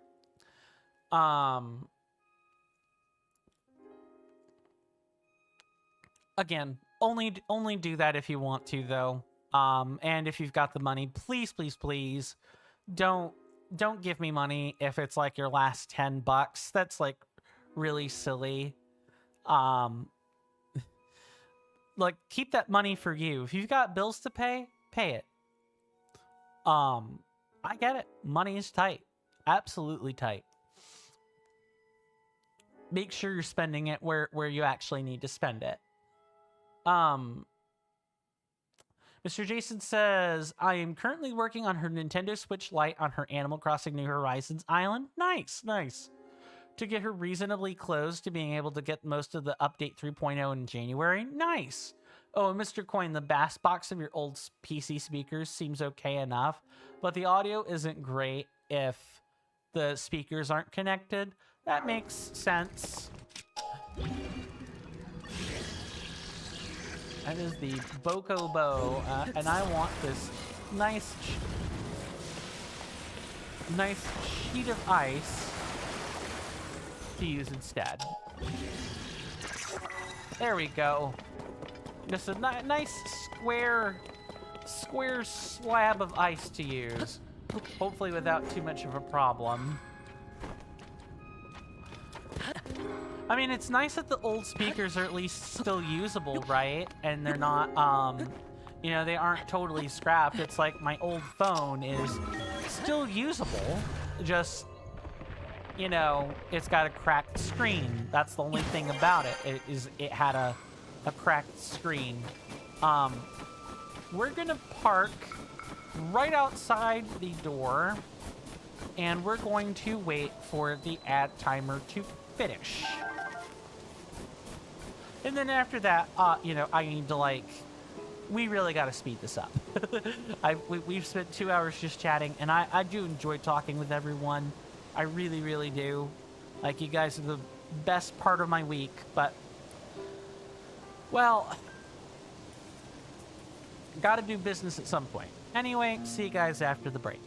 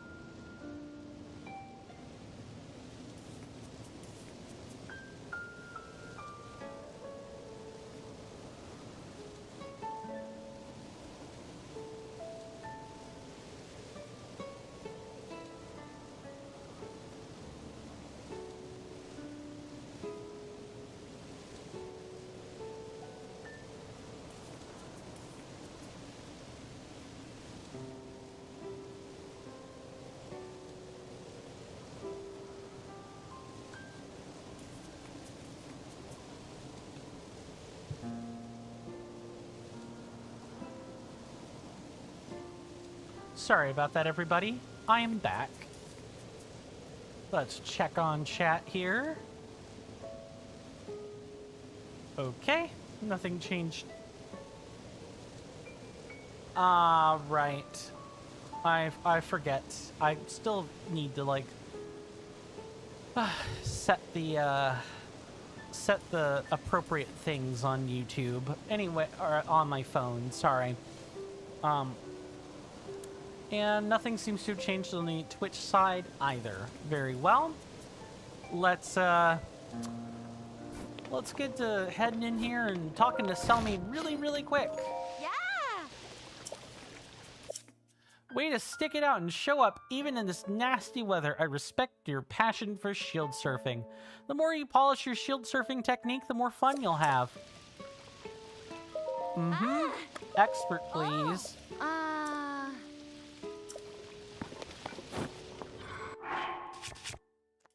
What else do I gotta give up, huh? I guess. Sure. Let's drop this one. Oh. Yep.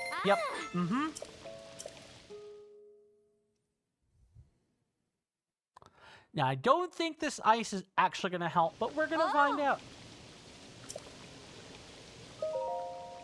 Ooh.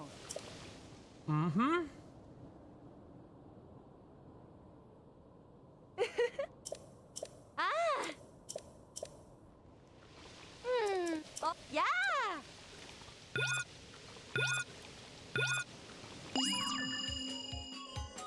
Okay, so this here is what they're talking about.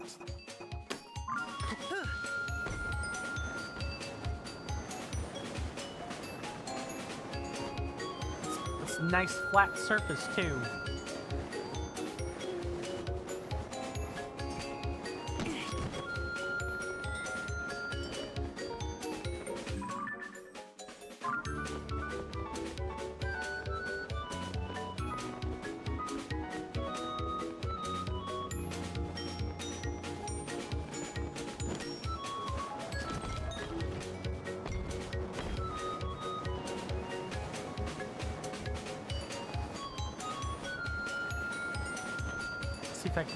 Let's see if I can get, the whole point of this is to get the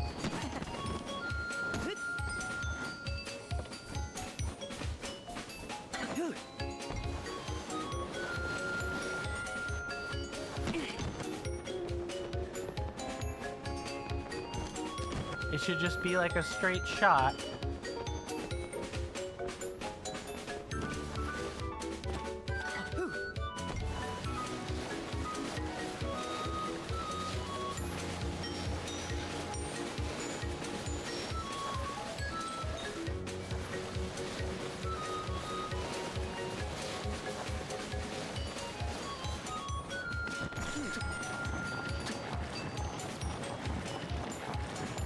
Oh, we do have to do that over, and I don't think we got a good enough time.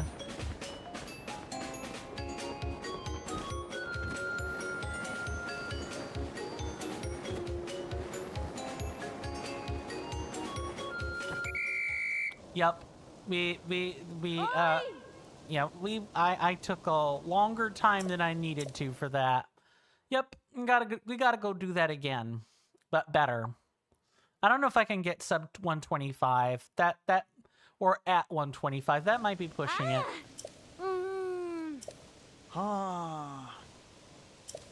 What in the world surfs better than that? Hey man, shield surfing is all about new ideas. How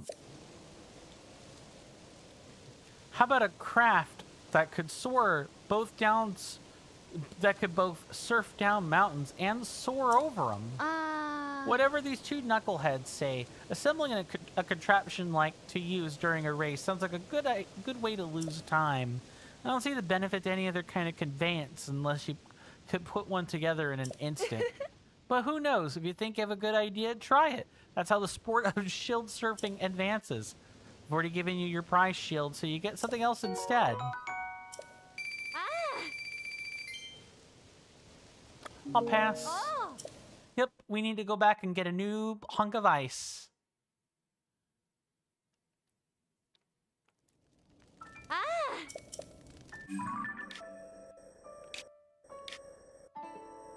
Yep, so it's like, it's here through the beer and snow shelf. And why don't we go back in here? Yeah, we really just need to get a new piece of ice and try that again. I hope everyone's weekend, you know, 3-4 days, these past 3 or 4 days has been relatively smooth and everything. I know that, I think I might have already mentioned or asked about that, but, you know, it's worth asking again. You know, outside of what I did on Friday, you know, with helping my mom and everything, I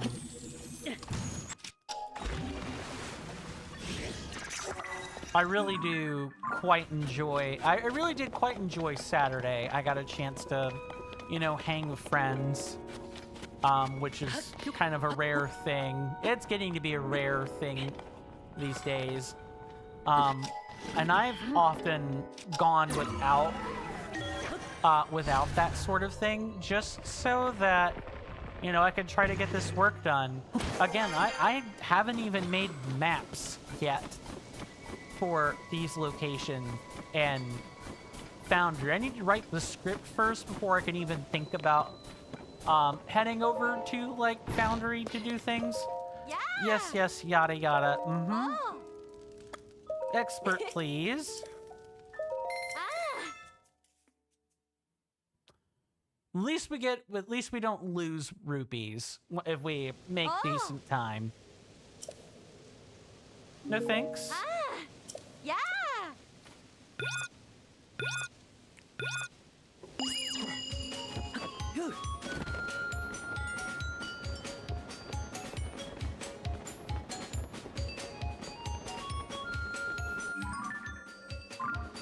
Okay, we just head right this way.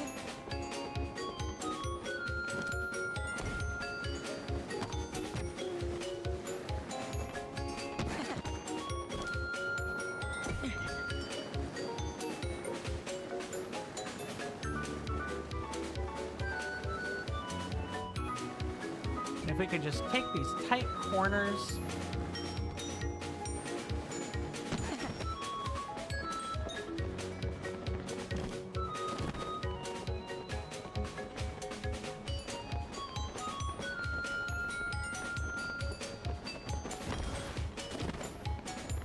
Then we could probably do everything else. Basically, the whole thing is just not to shield surf ever, it looks like.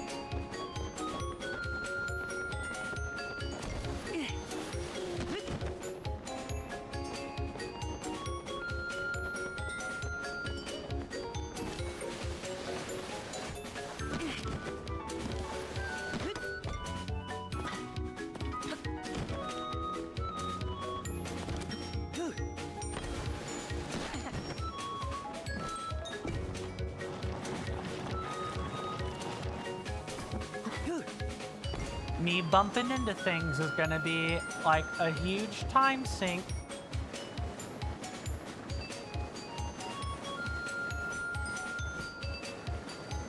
Ha. I wonder if it's actually not a slab of ice and instead it's like a wheel or something. I wouldn't be surprised if it were like a wheel, probably.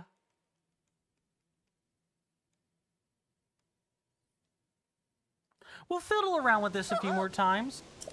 Oh.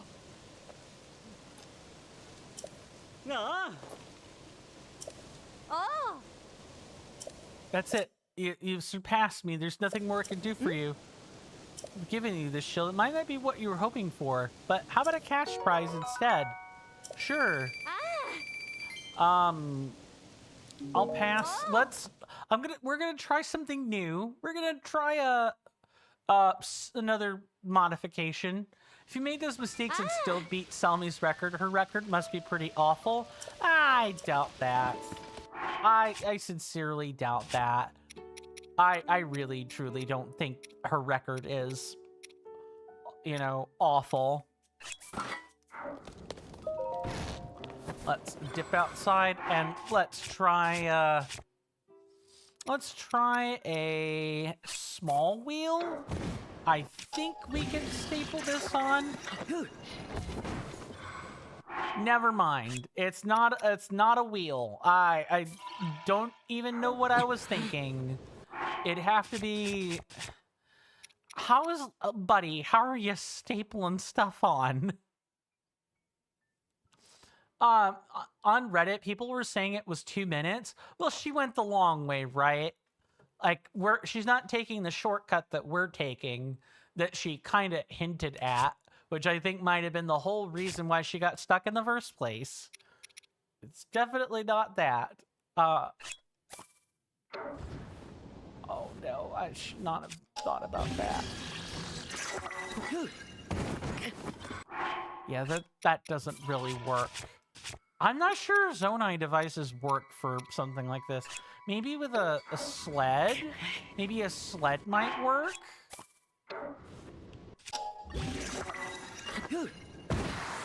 Yeah, okay, that's what it is. Let's try that again now that we've got like a real bona fide sled, huh? Oh. Sure. Ah. On Reddit, people were saying it was 2 minutes. I mean, yeah. Oh, I already read that. It makes sense. Yes, I would like my instruction, or I would like to pay your instruction fee, please. And no, I do not need to see where it is. I know where it is. We should just wire their wings near that. Wire their wings near that. Why? No, no, thank you. Oh, yeah.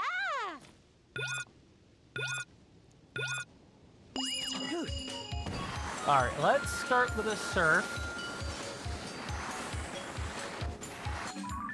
And we want to be heading this way.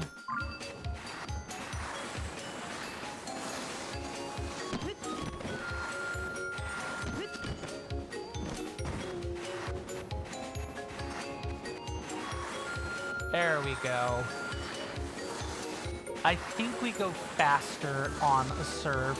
We just need to hug tight corners.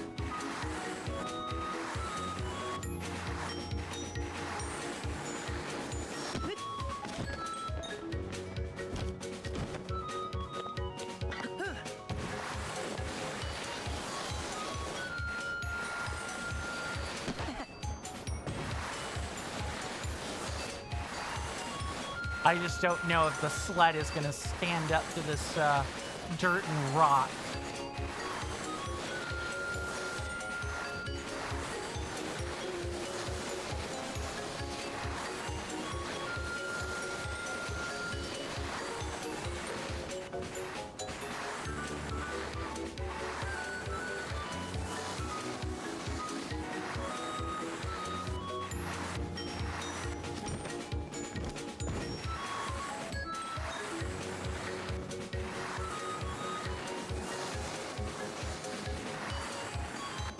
Oh, okay. It's not 125, Oi.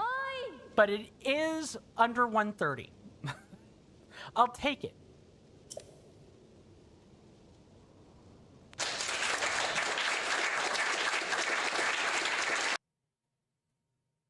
I'll take it.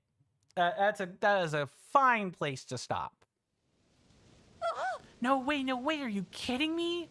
1 minute and 29 seconds. And 56 milliseconds? Incredible! That time is gonna go down in shield surfing history. I'd never have believed it if I didn't see it for myself. A run like that is practically a miracle. Thank you. I didn't think anybody would ever show me something to strive for. You're definitely on my level. Actually, you know what? You're better. You've reached the peak. Peak physical form. Peak male body. I don't know, something along those lines.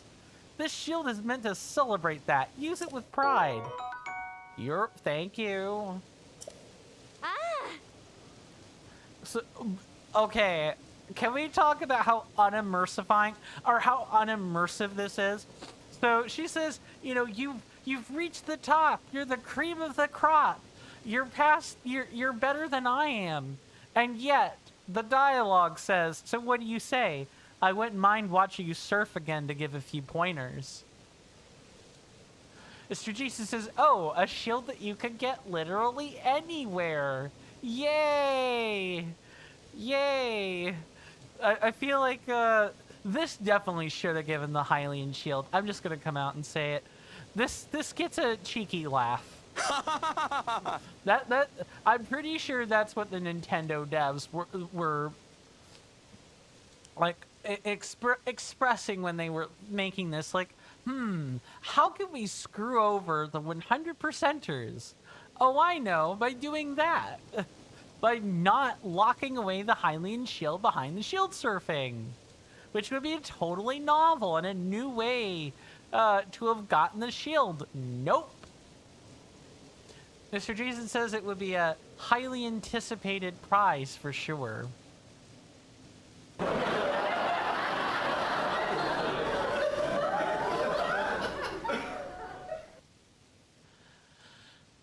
Everyone will be here all week. I'll pass. Oh.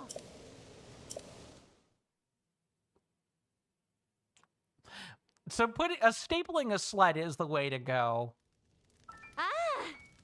There's no need to rush. Your journey on the slopes is just getting started. Ma'am, I'm sorry, but my journey on the slopes is finished. I've reached the top. The cream of the crop. Mr. Jason says, is that 13 jokes just in the stream? No, technically, there were 6 that were done prior to the... Technically, you guys would have been starting over fresh. So technically, there should be 7 jokes here, or 6 as opposed to... No, it's 7. There should be 7 this stream.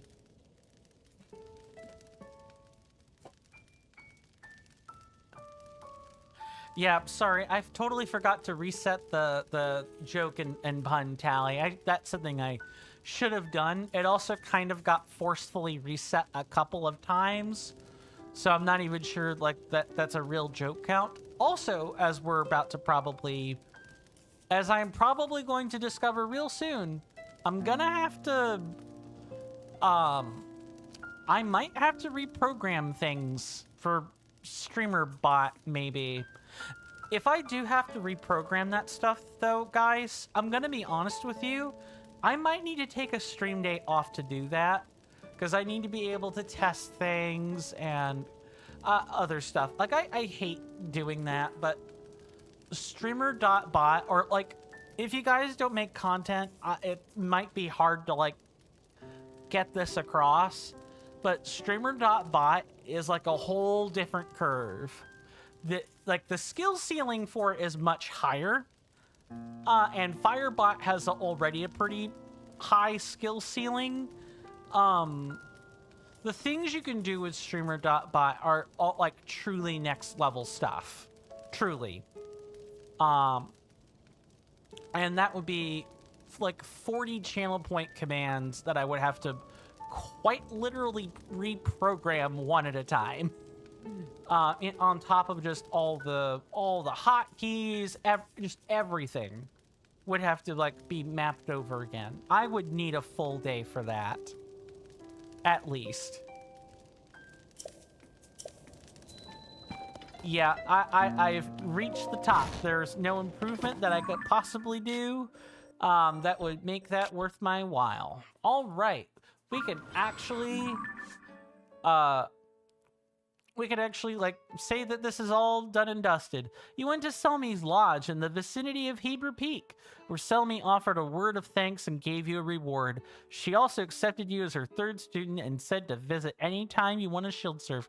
She clearly has no memory of Link from 5 years ago. Alright, so the next one is captured monsters, and that's, like, back over there. Mr. Jason says, that's pretty good to say that you don't have that's pretty good to say that you don't have shiny so far today. Yeah.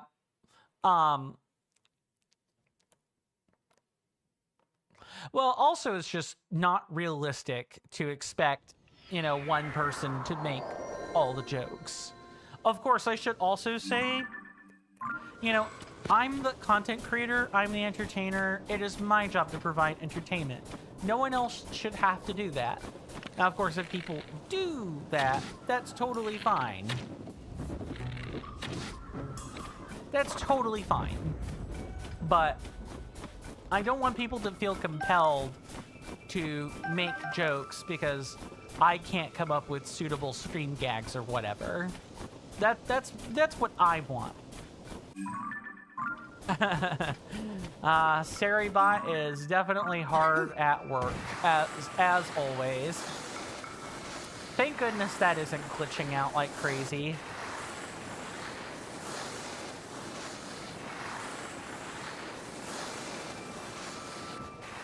Now, have I just never been in this cave? I just never been in this cave. Holy heck in a handbasket. Hold one moment. I think it was because it was part of a quest, though, more than anything. Let's see. Here's Picada. Yep, this was the one cave I did not bump into. All right. Well, now we've got it covered.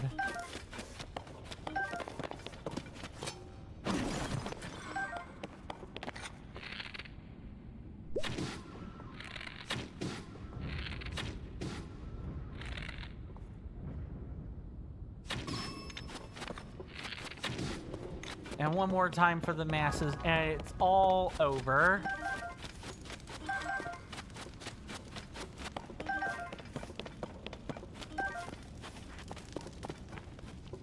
Really? That's all this was? Wow, that was... Oh, but this is a cave, so there's a bubble frog here. That's for sure. And I think I know where that bubble frog is too. I think I literally saw the little spot in the cave. I'm getting better at finding these.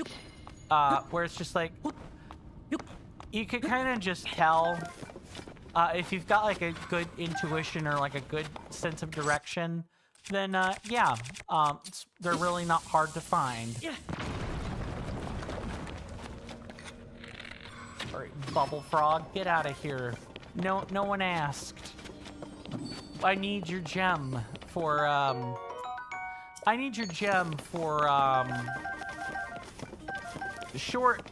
short king energy. I think we could all agree that Colton and Kilton are short kings. We respect short kings around here. And it is short king. I don't want to hear the word manlet, all right? That's literally not.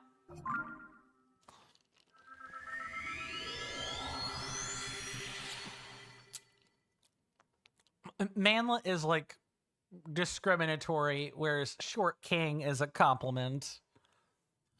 Short and tall ladies, the Amazonian ladies, also valid. Look, height shouldn't matter in dating. Like, I get it, it's a preference, but that's like a want versus a need in a relationship. I hate that I'm, prior to like this year, I wasn't quite as engrossed in the gender war as I am. I'm not in the trenches, but I am like more aware of gender relations in this country being at in the US being at an all-time low. I'm sorry, we finally bumped into each other again here, but really, it's no time to talk about that. We have to chase the monsters away from our tent somehow. It's done. What? Huh? You defeated them? There aren't any more monsters? Oh, amazing. So amazing and strong. What a relief. Most of what we packed for our journey is in that tent. Now we can continue to search for that. We owe you, so here you go. Yum. We're gonna bring you into our secret quest to find that, as we promised. We're on the hunt for a fabled place. A haven of mushrooms. We discovered a note in a field guide to mushrooms that hinted of something spectacular. It said, vapors drift over Skirnida Basin, near a pond in Hebra. At the source of the steam lies a bright mushroom haven. At the time, we didn't think much of it, just a strange little note someone left in the margins. Then the upheaval happened and caves opened up, and we thought maybe, just maybe, we could find a haven of our own. Oh. Who knows, maybe it was a joke some prankster scribbled in there. But if there is a mushroom haven, we have to find it. This is between us, you understand? Me, my sister, and now you. If the message we saw in that field guide was accurate, then the haven must be here in Hebra. We just have to find the pond and follow the drifting steam to its source. So you better get going. Thanks, buddy, for getting our tent back. You're welcome, ladies.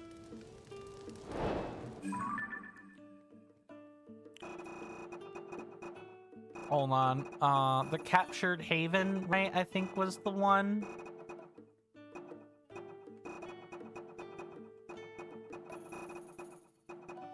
As thanks for defeating the monsters and getting their tent back, the sisters Nat and Megan told you about a clue that read, vapors drift over Skirnida Basin near a pond in Hebra. At the source of the steam lies a bright mushroom haven, and they've set out to find it, which is like here. Using this clue, they are searching Hebra for the mushroom haven, but where could it be? Well, Skirnida Basin is here, which means it's probably the Skirnida Springs Cave. Probably. And that means back over to the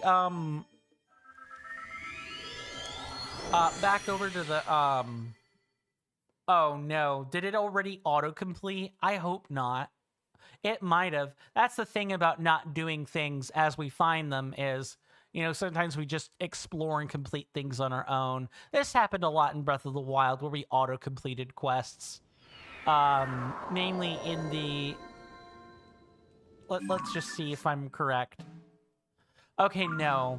I guess it just popped up the name a second time? It's weird. Alright.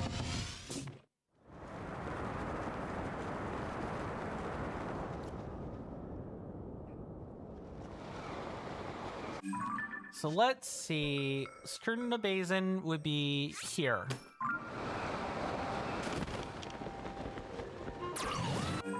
And did I mark that? Technically not. No, that didn't happen. All right, why don't we take a break and, you know, do some killing? I think that sounds just fine. Today is supposed to be side quests, but if we find an enemy, that doesn't mean we shouldn't go out of our way to defeat it. Especially one that we, again, have not... We probably did do this one, but not, It's like what? It's this, like, ground bit here.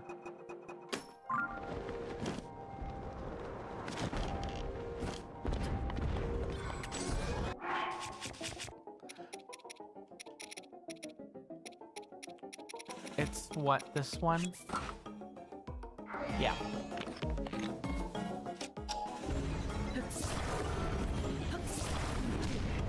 Ow. Let's maybe not get hit. And then, I think because we did take the level 2 effect, we can get this over with.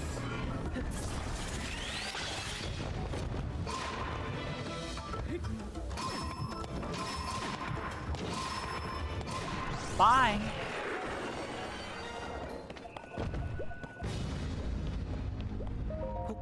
All right, what do we have here?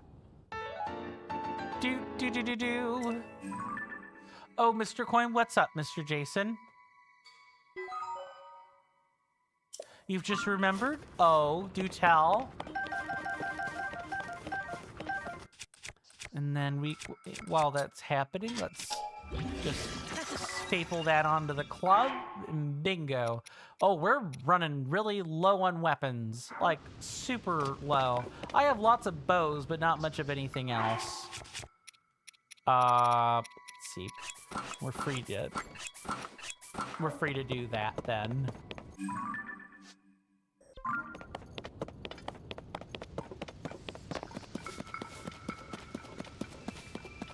Mr. Jason says, I remember gliding down to one of these, either Flux Construct 1 or 2, or you can't remember. And you shot it so many times that it was defeated before the health bar appeared. Oh. Oh, I mean, that makes some amount of sense, I think. I think there's a tent literally right down there.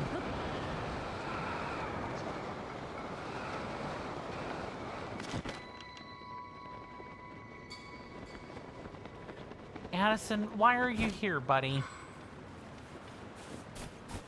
Yeah, I do that with Hinoxes. Like, I'm capable of doing that with Hinoxes, but I guess I never thought to try it with the Flux Constructs. I guess you should be able to, right? Alright, so we gotta think about this.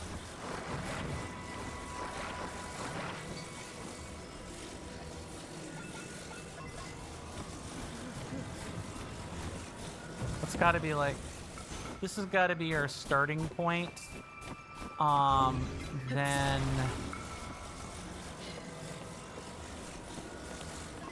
let's see. Kind of like this.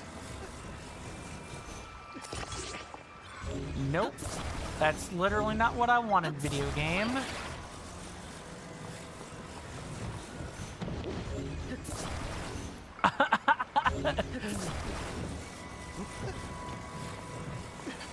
I guess we could do it like this and not make it so super specific. That might be fine. Maybe like, yeah, kind of like that. Actually, that's not fine.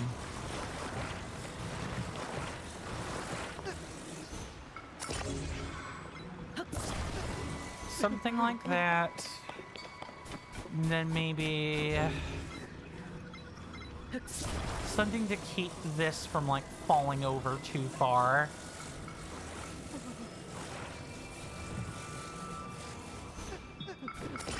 Kind of like that.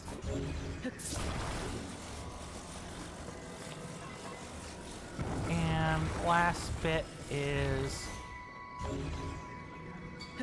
we just, nope, that is literally the wrong one, Coin.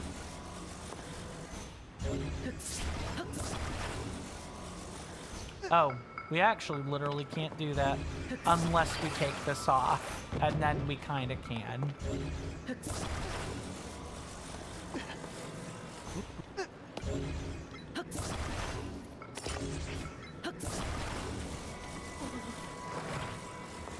Kind of like that. Okay. And then maybe probably just a 2-beam weight will keep that from being weighed down quite so much. Alright, Addison, let go.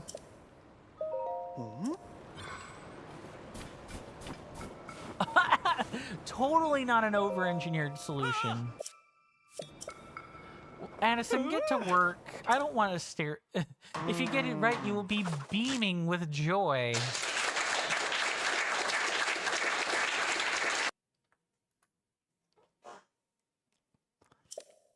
Put this right here. I wonder if he's like, he has to be like an apprentice. Maybe as we go through and do all these quests, we'll find out more about Addison.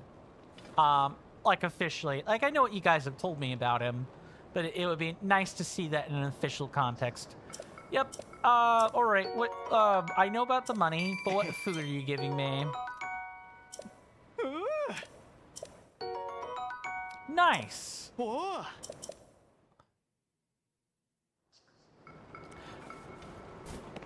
Okay. So, we have 4 minutes left. We've got, that means we have 4 minutes of just sheer joy as we head into this cave properly. Okay, I'm sorry. Really? Nice. Bye.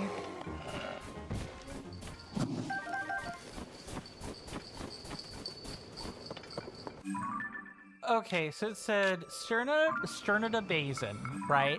Sternita Basin. Vapors drift over Sternita Basin near a pond in Hebra. At the source of the steam lies a bright mushroom haven. This is probably it right here. I just need to find... We need to just get in here and, you know, keep going. Yeah, I thought my intuition was correct. Mr. Jason says, I think Addison was caught stealing the Hudson signs. I didn't believe it at first, but wherever you see him, the signs are there. Hmm.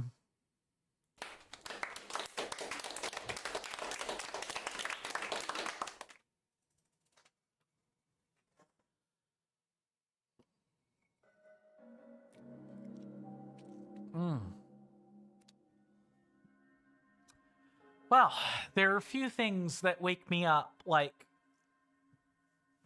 peppermint tea. That certainly does it. Maybe I need a vasodilator. That's probably... sorry. Let me use something a bit less charged. Something that widens the blood vessels. Although I should say vasodilator is a scientific term, so there's no funny business with that. Ooh. Hey, Megan, I know we're in the right place. No doubt about it. I mean, there's no doubt, Nat. It's gotta be here. Drifting steam, a secret hot spring. This is the place. Except not super bright, is it? Nope, good point. Okay, so maybe it's not here, but it doesn't mean it's not close. Somewhere down here must be your shining mushroom haven. All we have to do now is find it. Let's go, Megan. Mr. Jason says, did I tell you about your peppermint white hot chocolate, Mr. Coin? You have a couple of times. Every time you mention peppermint, it reminds you. I mean, hey, so everyone has a trigger word, right? In my case, yeah, there are a few things that make me light up like peppermint. Like, I smell it and I can't help but crack a smile. Classic Nat, charging ahead while I take it slow, collecting mushrooms as I go. Whoa, are you searching for the Mushroom Haven too? You're in the right place or near it. It should be down here somewhere. Nat went ahead to find it without me.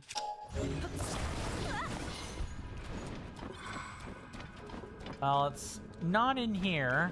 I could tell you that. Pretty sure we bumped into it already and we just need to get it over with.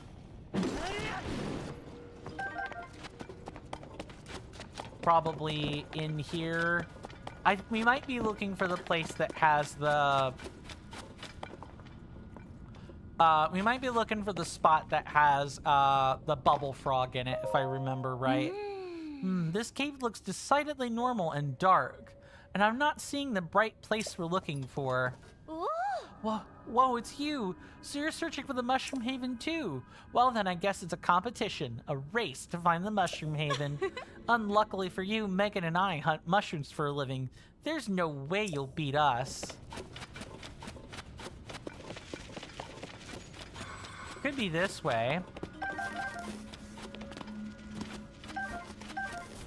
Let's see if we have it right. We literally do just need to find it. No. It's a little cluster of 3, but that isn't it. Yeah, it's supposed to be like a whole thing. I think I remember it being in a hidey hole.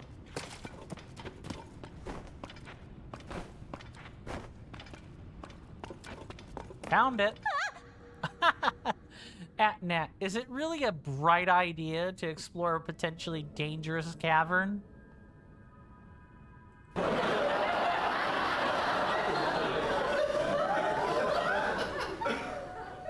don't know, you'll have to ask them. But I think I'm gonna cut their exploration nice and short. What's up, Mr. Jason? Ooh. You have a random fact? Go right ahead. This is it, the bright mushroom haven from the field guide. How totally, completely amazing. The temperature and humidity are perfect for them to grow, and there's so many different types flourishing here. This truly is a haven for mushrooms, a haven, and here we are, standing right in the middle of it. The mushroom haven actually exists. That message in the field guide was right. And it's as wonderful as we thought. Definitely worth all the effort. It's just a shame we couldn't be the first to discover this place.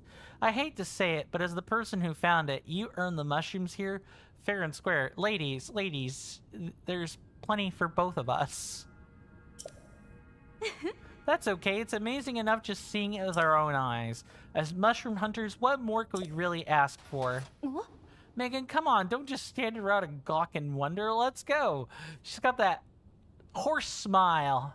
Bowman Jack smile. Huh? Go where, What? Nat? Can't you hear them? Mushrooms all over the world, calling to us.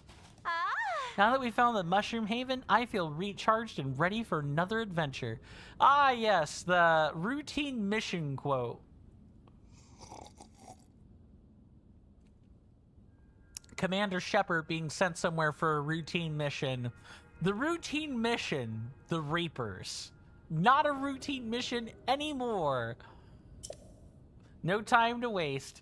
This world's filled with mushrooms, and we gotta see them all. Take care now, okay? And if you run into us again, you better say hi. Honestly, Nat, no need to scare the guy. Thanks for everything, and like she said, take care. I mean, mushrooms? After searching the deepest reaches of Sternida Spring Caves, you found the mushroom haven that Nat and Megan were looking for. The pair are happy with themselves for finding the place, but a bit vexed you found it first. Having achieved their goal, they've set off in search for more mushrooms. Hey, maybe you should, you know, stop by Labrina. I hear they have amazing mushrooms. And totally not a dark fairy sorceress, you know, that will freeze people in time. Can I just say, can we, like... guys, Nintendo devs, if you're listening, please make a 3D sequel, make a 3D reboot of Oracle of Ages or Seasons or whatever, and literally put it in the Wild engine, complete with all the story and stuff that, all the bells and whistles. Like, it's not hard. You guys have made amazing games over the years. And being able to just take pre-existing lore and make a wild game out of it is incredible. Mr. Jason says on the left sidebar of Twitch, there are 10 amazing streamers that are live right now that you follow. One is a Troll Castle legend and you mod for them. One is a Troll Castle challenger and you mod for them. 2 are former TCC staff and you still mod for them. 5 of them are TCC verified streamers and I mod for them. And 1 is the wonderful Mr. Coin. Thank you, Mr. Jason. Yeah, we've got some amazing people at the TCC. I wish I could stop by their streams more often. It's just, again, or like at all in some cases, I've just been so busy. I really cannot specify enough that I really can't specify enough that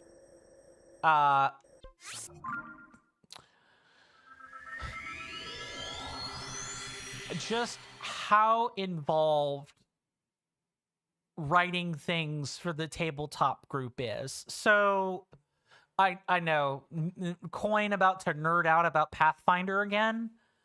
Look, the setting and lore is amazing. Even if some of it is retcon garbage, it's at least my retcon garbage. And it's something that I've invested so much time and money into over the years. It's not That's not funny. But yeah, in Pathfinder lore, they killed off a god not that long ago. They killed off a major god. A new one did take their place, but the portfolio was completely different. So having to incorporate a lot of changes in lore and story and names and places is a lot. You have to make the creatures, you have to make the maps, you have to... If you're a good DM, you don't need to voice act your NPCs, but you do need to make their stories believable. You need to make them believable. We need to find Lake Verona, right? I'm pretty sure. In Elden Canyon. Ah, over here. I could have just walked this way. I could have warped that way. Like I was saying, yeah, the story needs to be believable. The quests and the events that happen in your campaign need to be believable. And not just, oh, we went through the sewers for the millionth time, and we killed a bunch of slimes and kobolds in there. And we found the occasional goblin that also had to die, because it turns out they were a slime summoner, or someone who lorded over the kobolds as being quote unquote more intelligent or better financed than the kobolds. Blah blah blah. Oh, also.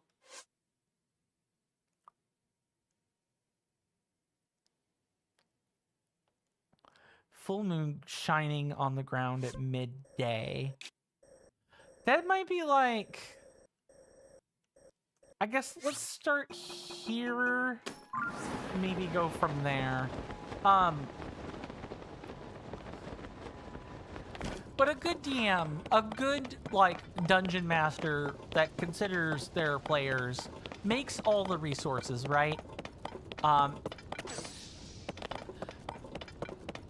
With Critical Role, which is a show, authored and it's based on Matthew Mercer's Dungeons and Dragons campaigns. I think it's not. I don't want to say they've done damage. It's not. It's not that. But it's the people get used to the high production value of Critical Role and think I don't know how many maps there are, but Matthew Mercer is like very good at telling stories. He's like supremely good at that.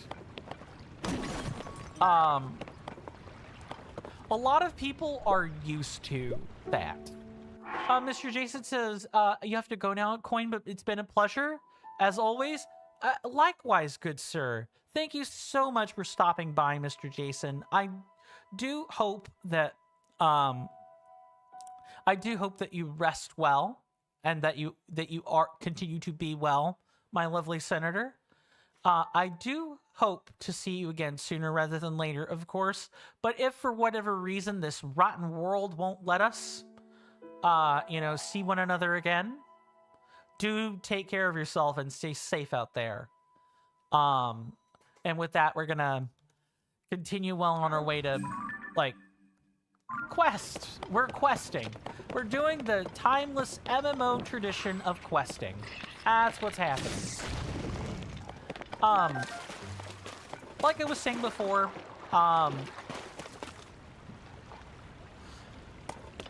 don't know how many maps that he uses. He probably doesn't use that terribly many. Or, if it's not Matt Mercer, right? It's your classic D&D campaign of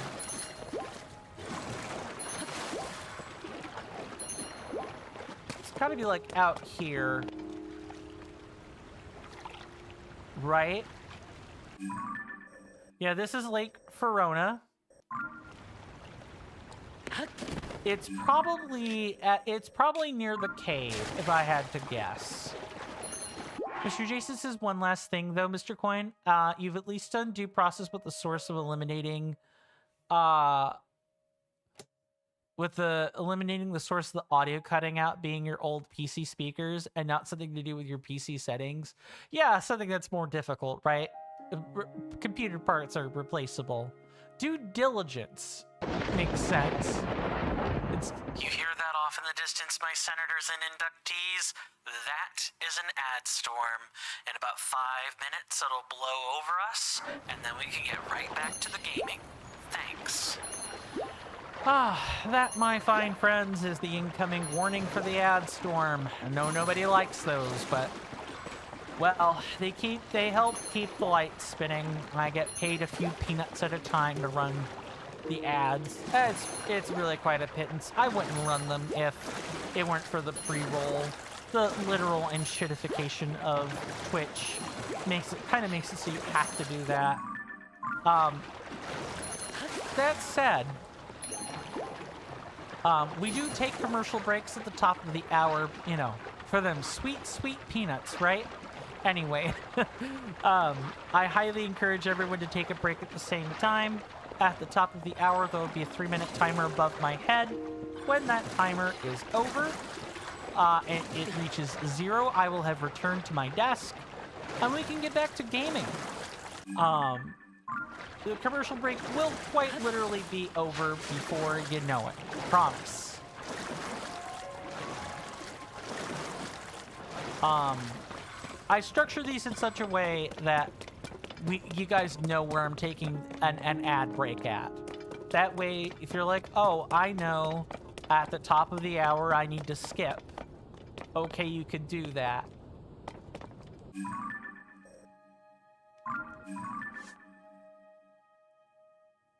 Spoke of a place where you could see the full moon shining on the ground at midday, but you can't recall how to get there. They might recall if they had a picture of a full moon shining on the ground during daylight.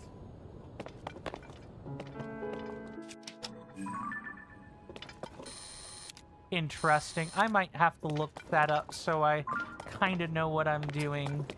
Because full moon on the ground can mean a lot of different things. Could mean that. It could mean any of this. So I think I'll thumb through it during the break, but we might as well at least try. It would be a picture.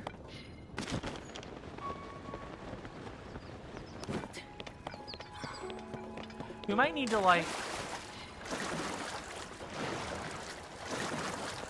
to check out some other things.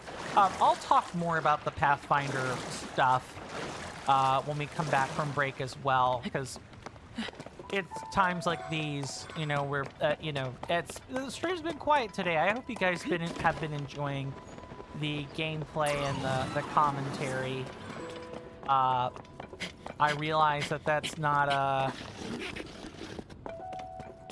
I realize we've kind of gotten a slow start today, and you know, I've had some brain fog. I do get that, but I hope people have had fun regardless of that.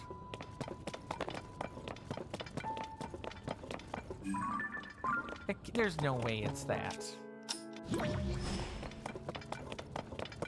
There's no way it's that, like, giant thing over there. It might be, though. And I also have to, find a way to, set the time to be daytime again. Which means burning wood.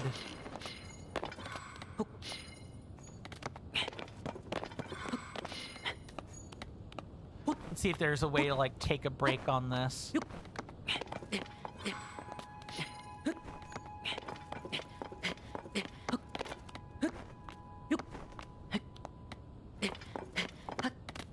Nice. Yes, my mountain hopping skills are coming back.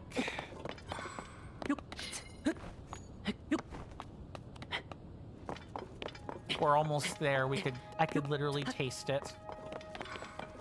And there's gotta be like a treasure chest in this. This feels like the spot at Nero Hill a little bit. Come on, Link, get up there.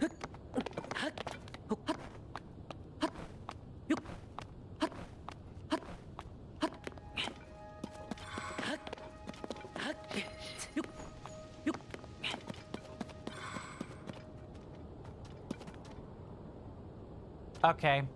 Well, I'll find out and we'll go from there after the break. See you guys then.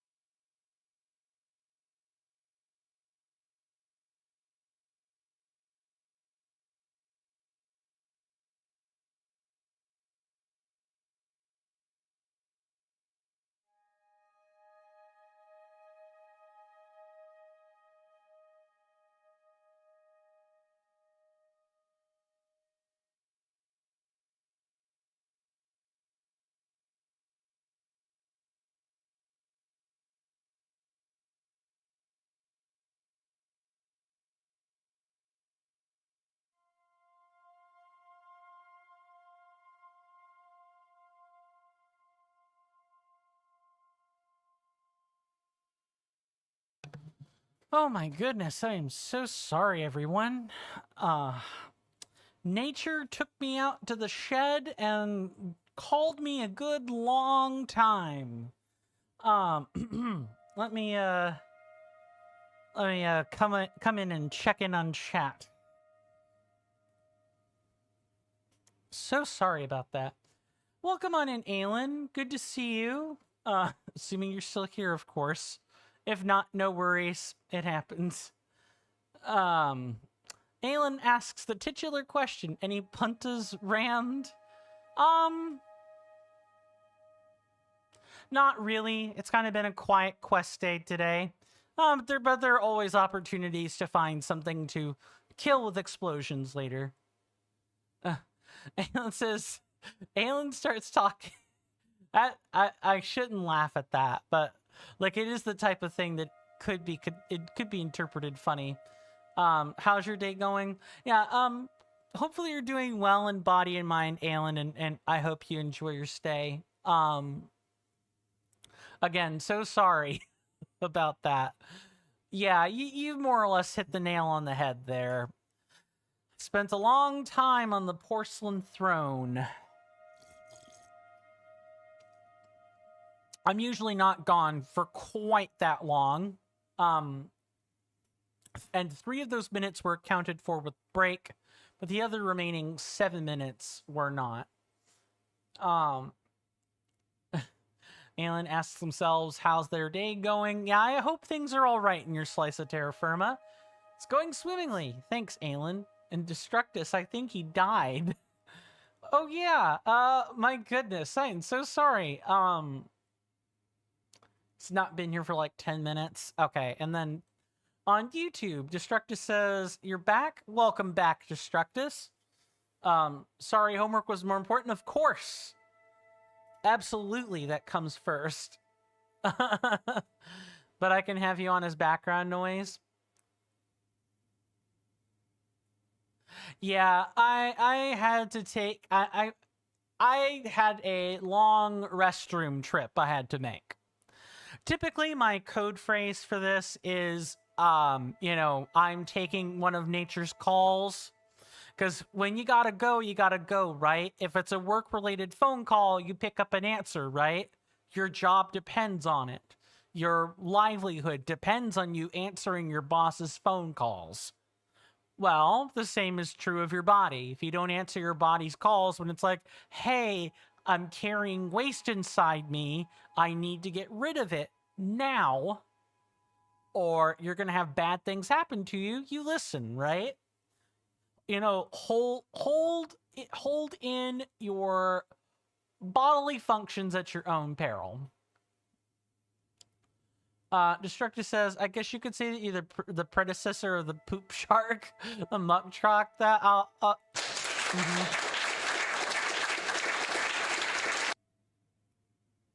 that is pretty funny. That's totally fine.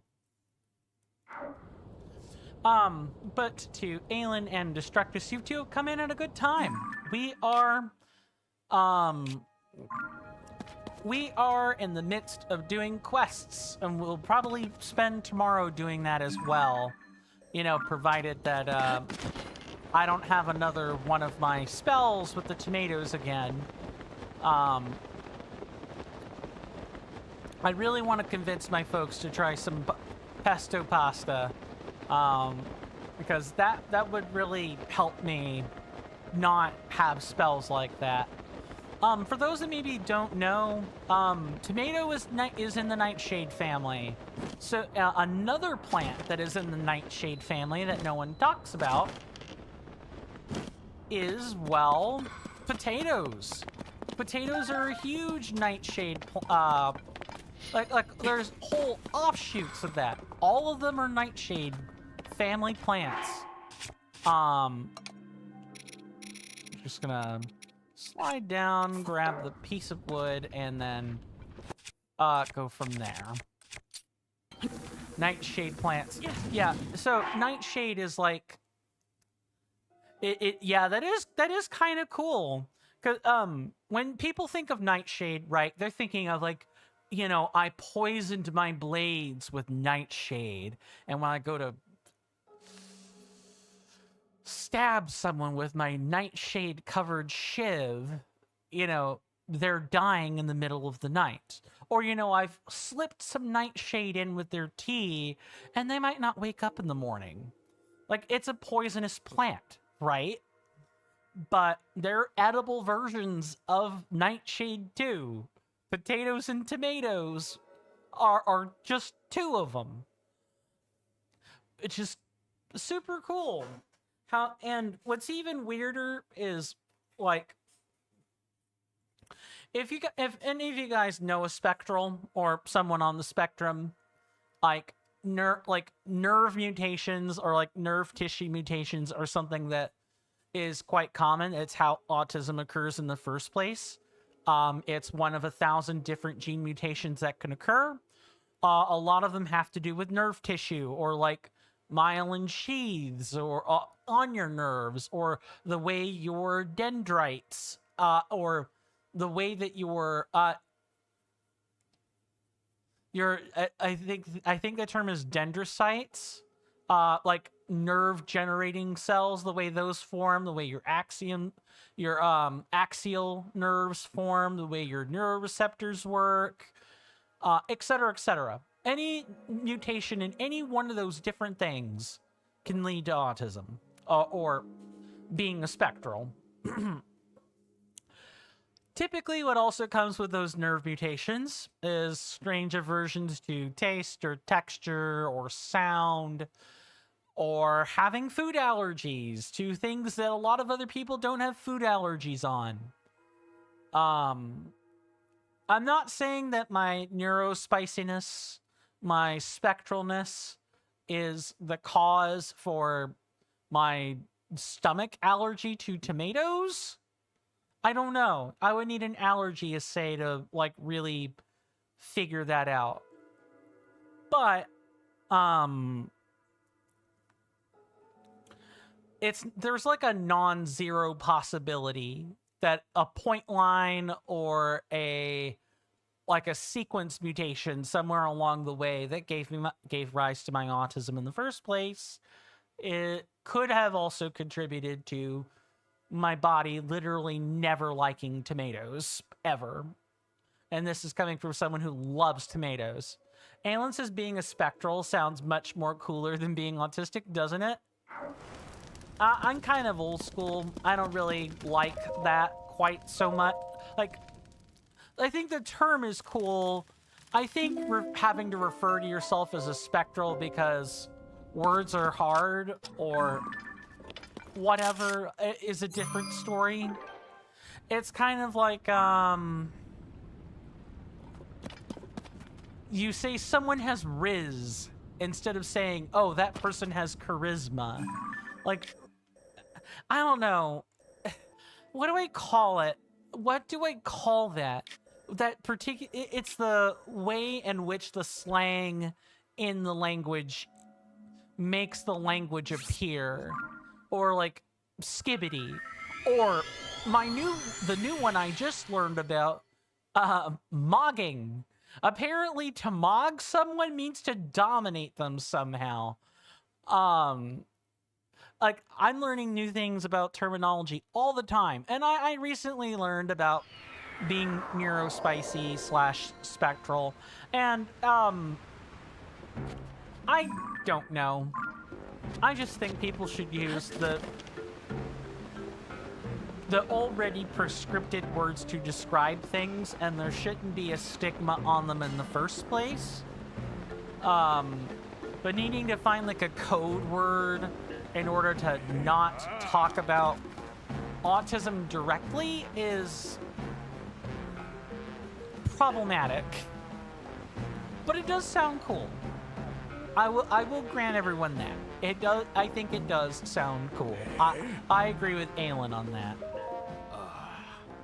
Here I thought Volcon and I could finally take a vacation and go moon gazing, but we can't very well get there if neither of us know where it is. I have your picture.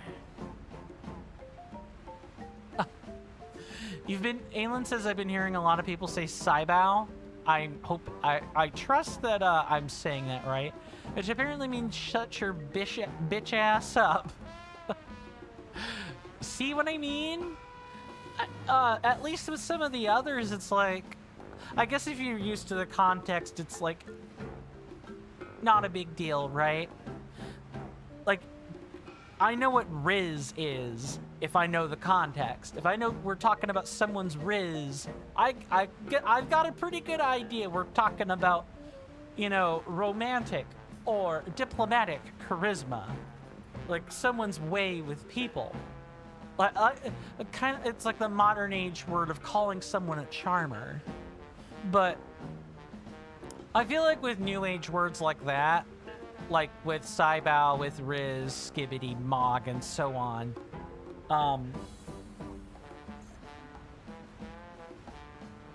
we have gone from the English language being somewhat self-explanatory. Like, you could individually look up the words, right? You could individually look up what the base actual dictionary definition of the word is. And then you can literally string the definitions together to figure out what someone is talking about in English. You cannot do this if you include words like skibbity or riz or mog or I'm trying to think of some others, but I'm an old dinosaur when it comes to the internet, okay? And like meme culture, it's just not me. Now you're having to look up two pieces of information. One for whatever the meme insert word is equivalent to, and another for the actual word. Like, when we layer English like this, it gets to be pretty deceptive. Of course, I feel the same way about coded language. I get it.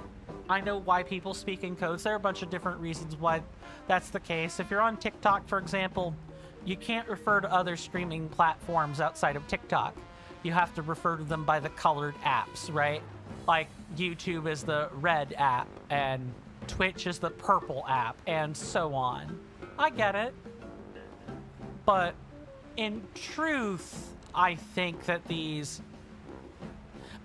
stigmas and these like bits of coded language should just not be necessary. I'm really of the mindset that if there's any one fictional race I wish I could, you know, be in the society of, it's Betazoids from Star Trek. Because there, they can read people's emotions and thoughts. And so lying becomes meaningless. Using coded language with other Betazoids is pointless. Because you're realizing you can just read the thought and know that they're talking about, oh, someone saying skibbity? Yeah, they're talking about some trash take on the internet or whatever.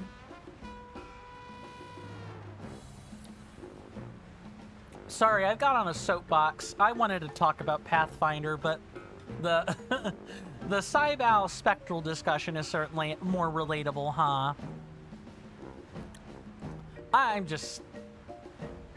I'm old, okay?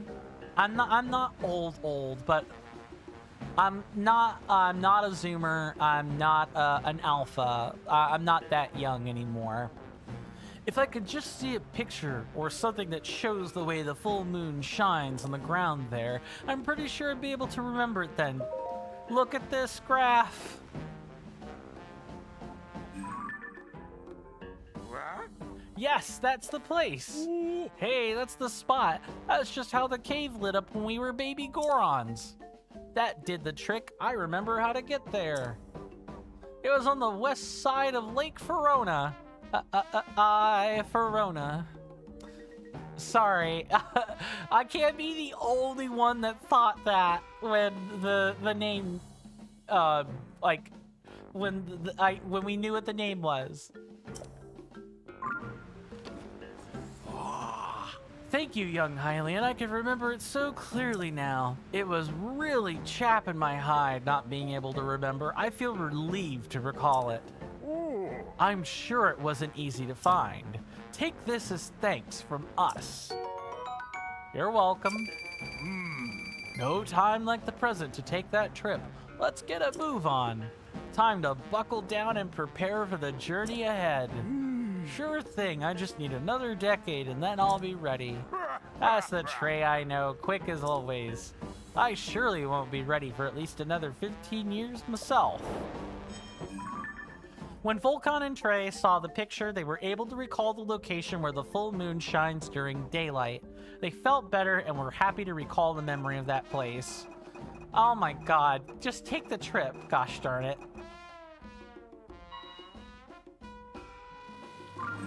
So a big whirly swirly circle. I don't think we've taken a picture of it. Yes, actually we have. We did take the picture. Okay, cool. We can just go to the Lost Woods and return that then. What? They gotta prepare. How hard can it be to just go, like... You know what? You're right. You're right. They do need to go prepare. You know, they gotta pack their old man things. Imagine if we were all... I've got a little thought experiment I want people to engage with. Imagine if we were all monogendered, right? Like, imagine if we were the Asari from Mass Effect. You know, where the Asari had feminine bodies, right? Imagine if we were all like the Goron, you know, all man all the time. What would dating culture even look like? Like, and knowing that you're not born through procreation in the first place, right? Pretty sure that's not how, you know, Goron Genesis even works. You're right here, right? A big circle that spins in the water if it's really want to see it, even if it's a picture. Aelin says not all of them are dudes. I'm pretty sure the Goron are monogendered. Or if they're not monogendered, right, they all look the same. There's no sexual dimorphism, right? For those that are like, what dimorph, what now? For anyone who didn't know what that meant, sexual dimorphism,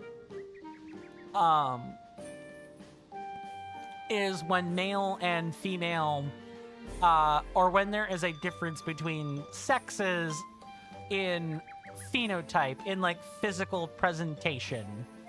Like, humans are sexually dimorphic. You have men and you have women. You do have a middle ground of androgyny where it's not really quite clear which they are supposed to be. And that's without getting it into, you know, other, perhaps maybe more charged subjects, but sex is a very complicated subject, biologically speaking. Just like physical sex. Not like the act of having sex, but like someone's physical sex is a very interesting topic. And if anyone who, if people are not at the middle school biology level, there are all kinds of things that could change that at the snap of a finger. Aelin says there was a Goron in Gerudo Town in Breath of the Wild. Ah, I know that exact statement. Yes, you are correct. There is a Goron in Gerudo Town. However, I'm pretty sure that same Goron talks about the fact that, oh, well, you know, the Gerudo Town women kick out the men, right? No voe allowed. Well, what do you do when all the Goron are voe? You cannot kick them out. They're monogendered. The Gorons are like the single solitary exception. Gorons are allowed in because even if they were female, there's no way to tell the difference. There's zero way to tell the difference. Perhaps, fortunately, Nintendo has left this nebulous on purpose. There's no... Like, none of the Gorons have ever been depicted with feminine traits, but that doesn't mean they couldn't start doing that. If they did, that would muddy up the water a lot more, but they don't. The Gorons have just always been this way, with like a semi-male caricature. Yada yada, blah blah blah. I think it's a really cool discussion, but at the end of the day, this is a game for children, right? You can totally give this to your 12 or 13-year-old and not worry about, oh, what kind of sexual deviancy are we gonna find here? I mean, you could find that without cracking open a console game, but I digress. I brought it. You brought it? Really, Mr. Hero? Yep, a picture. Ooh, so this is it. It's so neat, but I feel dizzy from looking at it. Thank you, Mr. Hero. So there really is a big whirly thing. But you know that friend of mine? They told me something else. Something shocking. They said they're more than just whirly water circles. There's big swirly sand circles, too. Swirly sand. Could such a thing really exist? Ooh, like a quicksand pit? Maybe. You showed Kula the whirly circle. Now he wants to see a big circle of swirly sand. That's gonna be in Gerudo, in the Gerudo lands later. Hey, Mr. Bear Type, welcome on in. Good to see you. Hopefully you're doing well in both body and mind, and I hope you enjoy your stay. I am feeling better now. Yes, I'm doing good. I've got a nice mug of peppermint tea.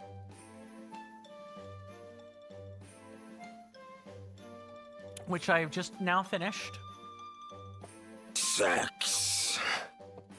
Thank you for the redemption. And regular beverage too. Sex. Is that gonna be the new check-in? Oh god, I don't know how I feel about that one. It's fine. I'm mostly joking. That's the better check-in. Apparently. I trust things are going well. So it begins. In your slice of terra firma. Hopefully things are going well no matter where you guys are at in the real world. I forgot to finish reading. Kula would probably be happy if you found it and brought it to him. Via picture, of course. In the meantime, there's not much we can do about that. Twins poised to duel. That's gonna be this right here. And we need to head over... Oh, we might need to fly to that, actually. That makes sense. Science. Well, okay, not the act of... Okay, not the act that you do with other people, right? We're talking about, you know, the fact that we're debating whether or not the Gorons are monogendered or not. I'm of the personal opinion that they are monogendered because knowing about the lore and the history of the Gorons and just how they've been depicted in media, if there are women, they're imperceptible from men. There's no way to tell the difference, at the very least. And at most, there's no such thing as a Goron woman. Or like they're not, or like Nintendo has written about Goron women in such a way as to be superfluous or like indistinguishable from other Gorons. So talking about it is kind of pointless. Bear Type says also almost at 800 Koroks. Wow, wow, wow. Yes.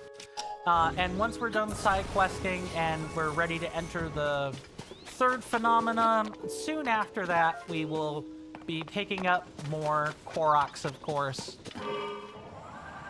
Bear Type said, Coin is just continuing. He's had enough. I'm fine. Look, if I don't like where a subject is going, I'll ask for people to find something else to talk about. I promise. I usually try to, like, be honest with people. And that's the thing, right? Is if people are honest with each other, you know, at least you're not worried about people lying to you. Oh, Bear Type says, you mean by spamming the sex sound? Ah, yeah, that would probably do it. But sex. These days, I hear the kiddos call it smex. They don't even, like, it's like, again, it's like the other, but like, jingo words I talked about with, like, skibbity or riz or whatever, or smashin'. Yeah, that's another one.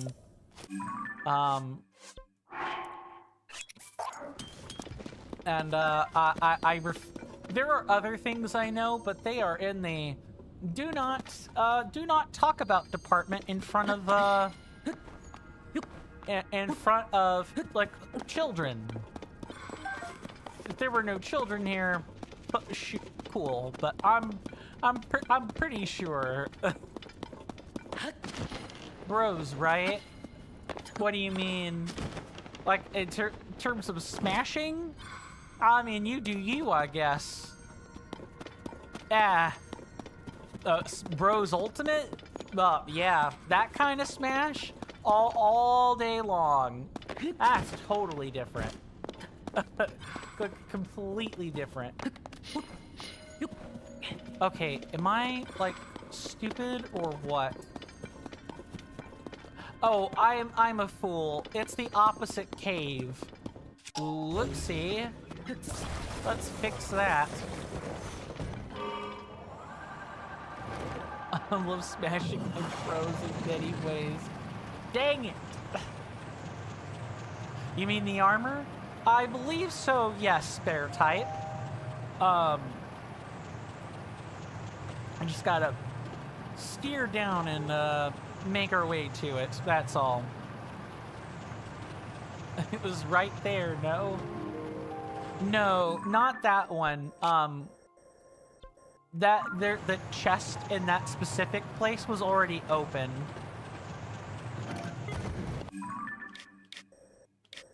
Oh, you know what though? You may be right. Hold on. Because the thing is that it says to solve the riddle. Hold on. I got too many competing trains of thought. Let's perhaps let's do one thing at a time. Let's mark this so it doesn't go anywhere and then go from there.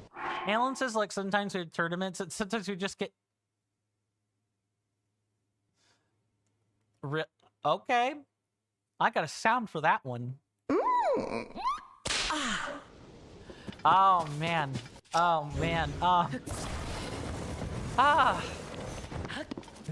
Like, games that you totally should not play as, like, children.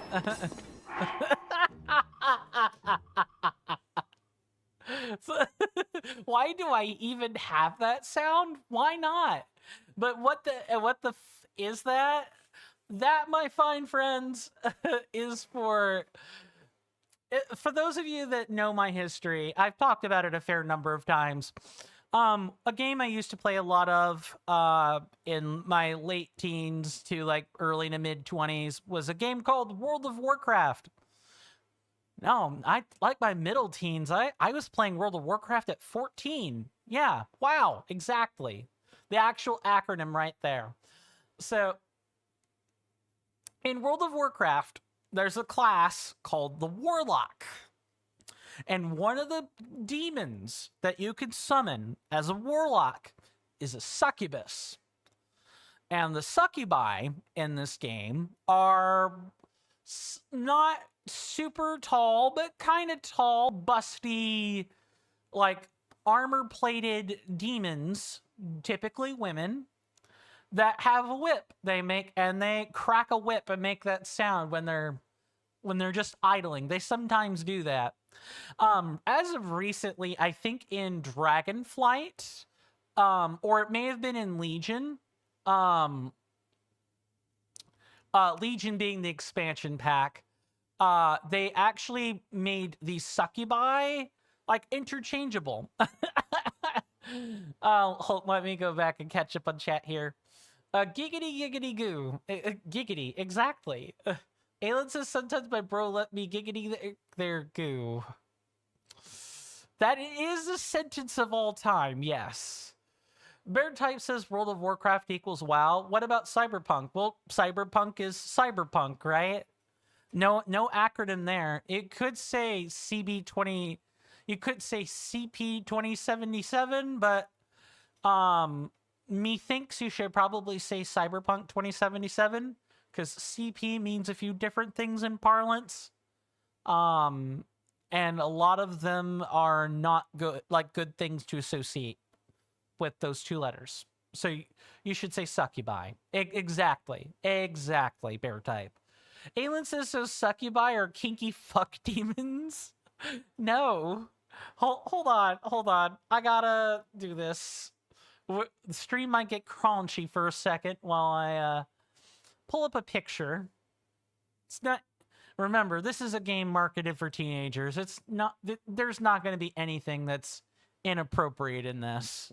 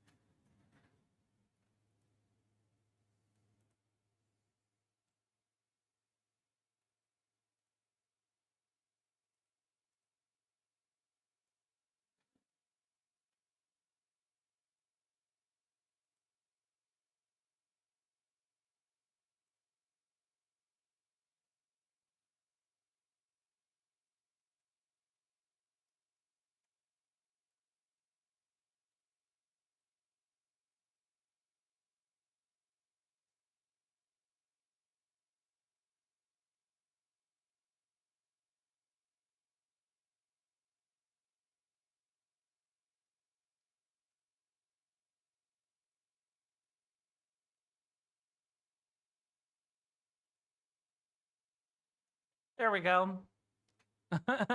Sorry. There's the lovely demon for you right there on the screen. Let me move it over so it's not blocking my face. Right there. Yep, I told you, plated demon in a bikini and like a breastplate with wristbands, with a long whip and some wings. See? Nothing inappropriate. Saucy maybe. Saucy for sure. But inappropriate? No. I mean, a succubi is a kinky demon. Yes. If you guys know the lore about actual real succubi, yeah, it's exactly what you'd expect. But let's see. The succubi can even charm players and like humanoids in that game. So maybe it's just a seductress type character. There's also the incubus version too. Like I said, they made it interchangeable as of like Legion, where there's the female model is the succubus and the male model is the incubus. Okay. Oh god. Okay. I you know what? I'll put it up to a poll. How about that?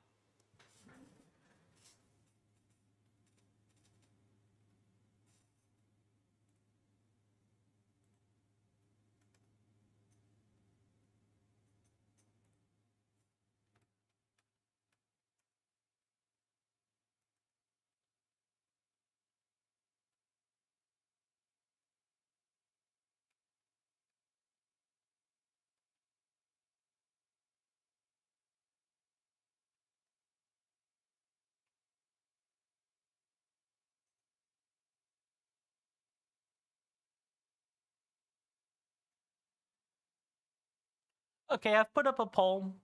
That way I'm not wasting time if people don't want to see it. It's a simple yes or no. Let's read the rest of chat. Bear Type says, Club Penguin, why wouldn't you confuse two games? Right? See? Club Penguin. It doesn't have to be the forbidden word, the forbidden pair of words. But yeah, like Club Penguin, I would just come out and say it. Bear Type says, damn, Coin's favorite character. Look, I don't have a type, okay? I don't. It's not my fault that women with big boobs tend to be the character archetype I gravitate around. So you have Ivy Valentine from Soul Calibur, you have Jaina Proudmoore from World of Warcraft, who is essentially like a giantess of a human. I can't help it. But it's not the boobs, okay? It's not the boobs. It's not. I keep having to they're usually different reasons.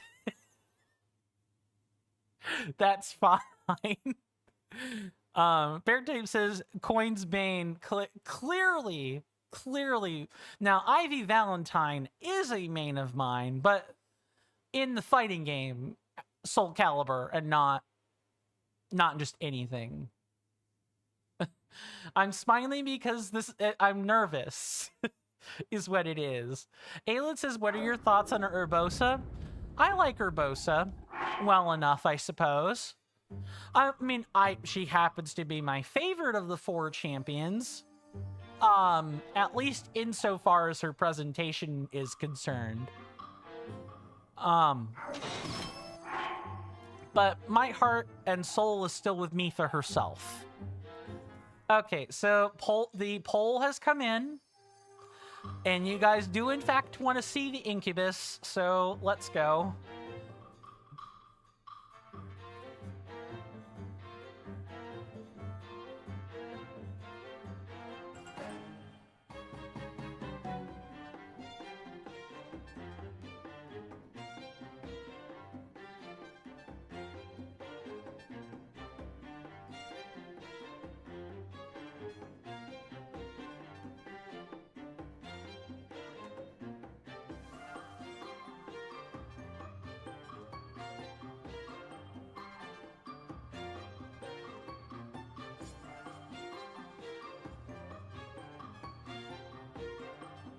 Same deal. Now, the male model, of course you know it's male, because with the male model, they show the bare chest. Like B-A-R-E, bare chest. Makes sense, male model and everything. Yeah, you can literally just go talk to a Warlock trainer and there you go. You can, yeah, it's the same thing but topless. And male. I have to really specify this. Like, succubi and incubi do the same thing. You want to see the male model in the bikini armor? I'm sure there's a mod that does that. Or there's like some sort of like individual model that changes the appearance. But yeah, I think we have done scared the children. Like the real honest to goodness children. By the way, parents, you should definitely be watching your kids if they're on Twitch and YouTube right now, because you never know when a succubi or an incubi might be on the screen. And not in the safe for work World of Warcraft way, but instead the, you know, the much less safe real world depiction way. AKA, oh god, yeah, have I torpedoed my algorithm? I think I might have torpedoed my algorithm. It's fine. The cussing already has torpedoed the algorithm, but that's fine. Let's get things wrapped up for the last few minutes of the stream, eh? I think we've got just enough time to maybe do 1 or 2 little tiny things, and then we're good. I'm sure someone has done fan art. Also, I need to close the internet because there's no reason for me to continue to have that image open. Not even for personal purposes. Now, believe it or not, the images that I displayed earlier, the succubi and the incubi. Yeah, you fucked yourself when ramming bitches became a catchphrase. Too true. Yeah, that definitely did happen. Let's see. Show the little sign's twin to the big twin to open the door. Okay, I might want to take a snap of that.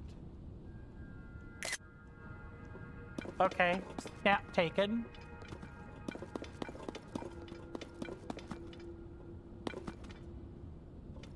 So now, what I need to do is, I think we go back to the big cave, and maybe go from there. But, like I was saying, yeah, the succubi and the incubi were my favorite demons to summon. I know, I'm not helping the allegations here, but in all honesty, if you're a warlock, really the demon you summon is gonna be for, like, damage purposes. It's only in PvP or roleplay where, you know, that actually matters. Plus, the one thing that the demon was really good at is crowd control. Being able to charm, or CC a humanoid is too good to pass up, honestly. Okay, I need to think about this a bit more. So it would be like up here, right? Bear Type says, oh, by the way, you got the Wind Waker and OOT plus Master Quest for the GameCube. Oh, nice. Yeah, that's hard to come by. Like, really hard to come by. Oh, wait a minute. No, Bear Type, you were right. Look, the chest is unopened. I just straight up did not... I just didn't claim it. There once was a man who claimed to be the very reincarnation of a fairy. He treasured this shirt, and so will you. After all, it's a rather rare find. Kulu Limpa. How could I have missed it? I know. You solve the riddle and obtain the treasure. The next one is like the third one, which we definitely, we can't even do this one yet because this requires us to be in the Gerudo Desert. Aelin says, and also it was really hard to come by is me finishing one of these streams, so bye. Thank you so much for stopping by, Aelin. I really appreciate it. We certainly did have quite the conversation today. I'll say that. Do rest well and be well, my lovely senator. I hope to see you back sooner rather than later, of course. But if this rotten world prevents us from doing so for whatever reason, do stay safe and take care of yourself out there. And with that, I'm gonna try to wrap things up. Bear Type says, Tingle, how could you miss this guy? I didn't miss this puzzle. I missed the chest. Completely different. Completely different. This is... Ooh, do we have the type of time for that, though? Probably not. Bear Type says it's pretty cool. Oh, no, that is in regard to Aelin. I should not read that. Yep. But as we come to a close for today, I really just want to say... you know, thank you guys so much for hanging out with me. I think the last hour was a good one. We talked about something a little bit, off the cuff. I quite enjoyed that. Bearing the soul is a salve for the things that ail you. At least it can be. Bear Type says, and you got Final Fantasy 15. Nice. Yeah, FF15 is a pretty good game. I like it. I played a bit of it for Twitch back when I was still streaming separately to both platforms. It's something I've also thought about, you know, maybe bringing to you guys. Although most people want to see Final Fantasy 16 these days and not Final Fantasy 15. Because Final Fantasy 15 is, you know, all the characters are male. Absolutely every last one of them are male. Which can be,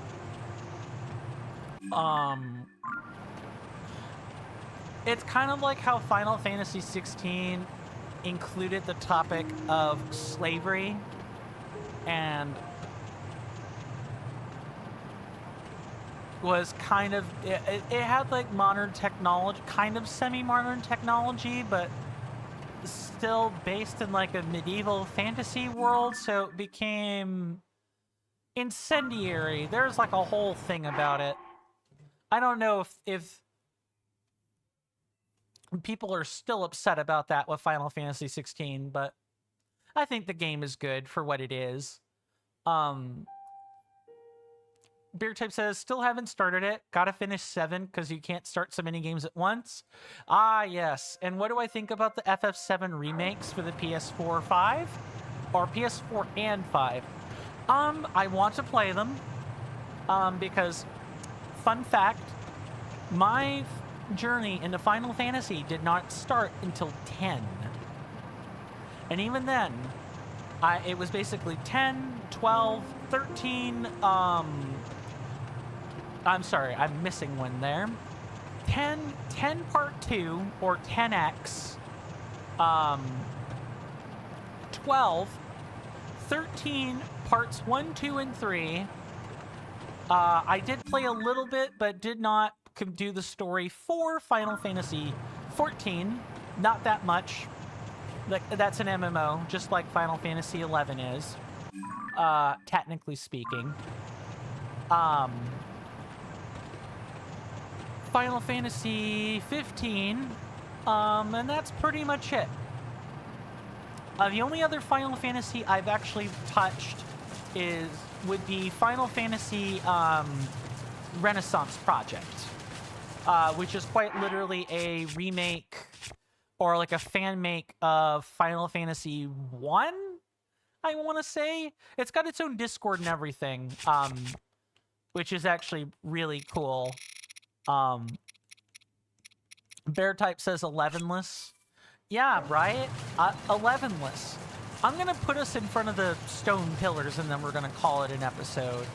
I apologize that we didn't get more finished in 4 hours, but in all honesty, let's put a point of pin so I know where I'm going. Really, the main thing is I talked to all of you guys today. Like, that's always my #1 goal. If we don't make that much progress, that's fine. That's just another thumbnail I gotta make. That's another episode we get to have together. But if I don't do my job of talking to you guys, I would feel really upset with myself. I appreciate the sentiment, Bear Type. Thank you.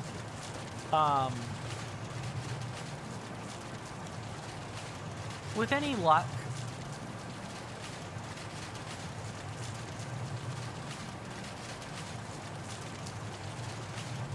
luck, tomorrow should go a little bit better in terms of progress, if that's what people care about. Also, as a reminder on my way out the door, if you guys hadn't done so yet, you should consider joining the Discord server and voting on the game we want to play after Tears of the Kingdom. Of course, you guys could also leave, you can leave your suggestions in the corresponding content suggestions or game suggestions channel. Like, that also works. But let me go ahead and shill that Discord for everyone.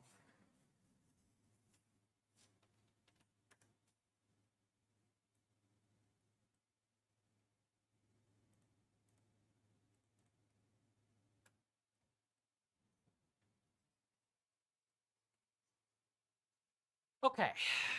Yep. All that stuff is in there. Onboarding on the Discord is automatic. You just click on the link. You're already good to go. You can go grab bonus roles if you want to like be notified of when I go live on Twitch and YouTube. I do have roles for both. Since I'm the only reason I would maybe recommend the YouTube role is for videos I make. Like actual long form videos, like the Elden Ring Reforged series or the Outward series if I could ever get a moment's rest to edit. Edit that series for even more than like half a minute. I've basically kind of tabled it for now until my workload sufficiently lightens. Spirit Type says, I think you did both, but you don't remember too much. Hey, the important part is that you're on the Discord at all, quite honestly. It mattered a lot more to me when I was having to manually write the notices right. But ever since I've automated them, I'm like, oh, well, if people see them, they see it. If not, you know, my investment is a bit more minimal now, so it's not really a big deal. Twitch and YouTube, and eventually when I get it up and running, Kick will also have the... how to word this? Like, we'll all have those notifications, like, popping up on their own. Forgot about my Kick plans, too. Hey, it's... Look, if it weren't for Dan Clancy mucking things up on Twitch, I wouldn't even be considering it. It's only because he's mucking it up so badly as a CEO that I even have to I have to think about the fact that Twitch might be a sinking ship. And that's nothing on Twitch. There are some amazing people that work at Twitch. But there are also some, like, incredible scumbags that also work at Twitch. So... just don't idolize companies and you'll be fine, everybody. Bear Type says, or asks, do I have any opinions on Deltarune or Undertale stuff? I tend to avoid it like the plague. I do have access to Undertale, through my siblings' like Steam library. We share. The fandom is one of the reasons why I would probably hold back from streaming Undertale and Deltarune subsequently, because I've been in Undertale streams before. I've had stream associates that have streamed Undertale before, and typically within like 2 weeks, you know, provided that they eventually went on to beat the game, within about 2 weeks, just due to how incessant the fandom is about needing to do a specific ending a certain way, I just kind of avoid it. It's the fandom. Exactly, Bear Type. It's the fandom. The games themselves are okay. I think people overhype the game, right? They're a great story game. I think they're a great story game. But that's its main selling point, is the story and like the rudimentary combat you may or may not get into along the way. If you so choose. It's the build your own adventure aspect of Undertale and Deltarune that I can take some appreciation for. And the music composition for I think it's I'm pretty sure it's an 8 or 16-bit game, in that like old retro style, is really good. I like Toby Fox, that's the guy who is responsible for Undertale and Deltarune. His music work is fantastic. But even he makes sure to remind himself. He even reminds his audience that Undertale really isn't all that it was cracked up to be. He doesn't even, he may not even fully understand why it blew up the way it did. I remember reading articles that people interviewed Toby Fox about, and I'm sure he understands more now, but I do remember those interview articles, and it really was something else completely. Bear Type says, I think if you ignore the Undertale fandom and mainly focus on Deltarune, you think it's good. Also, Delta's peak. It probably. I'm speaking more so from the vantage point of Undertale, because it's what I have access to. But I could certainly see if Deltarune is just like a completely different game, then that's totally fine. Deltarune is not actually choice-based. It really does say, for now, your choices don't matter. My God. I really feel like Toby had to go out of his way to write that. Chapters 1 and 2 of Delta are free. Something to consider. As you know, time moves on. Undertale and Deltarune may be nice little palate cleanser games. I don't know about this time. I've actually got a pretty good palate cleanser lined up. For those that are, this is the last thing I want to say before we really and truly wrap things up for today. But after we get ready to after we complete Tears of the Kingdom, as a way to give us a little more time before we maybe perhaps move to something not Nintendo related,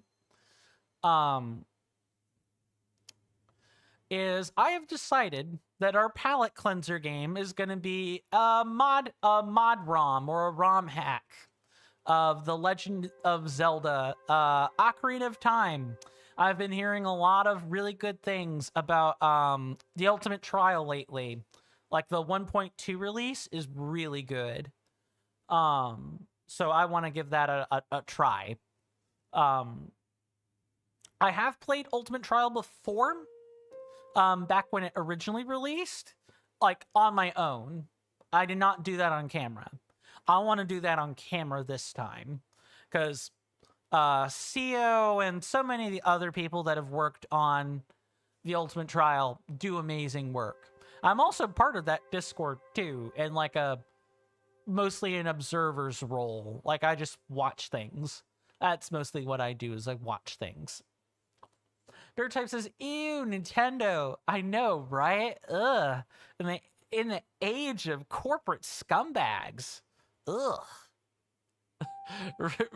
But yes, really, that is my plan, because I know my fan base. It's, we spend a lot. I've spent over a year in Zelda titles now.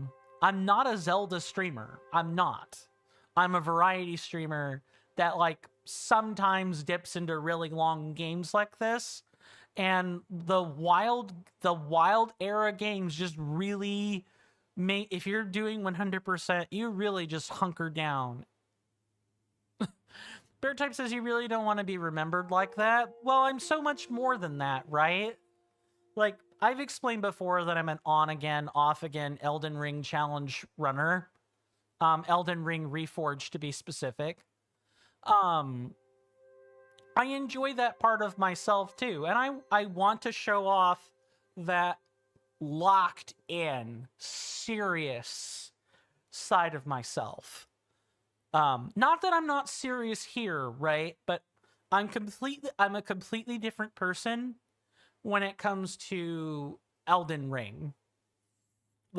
You have to lock the heck in, or you are dying. Even more so if you are challenge running, deathless, hitless, speed run, whatever. You have to lock in. Coin is raging like crazy there. Oh man, I still have the clip. I believe I still have the clip. Someone took a clip of me with defeating Praetor Rykard. You can't type in chat. He's banning everyone. Look, just don't say the 10-letter M word and you're fine. In all seriousness, I do really want to... I could go on and on. You guys have been fantastic.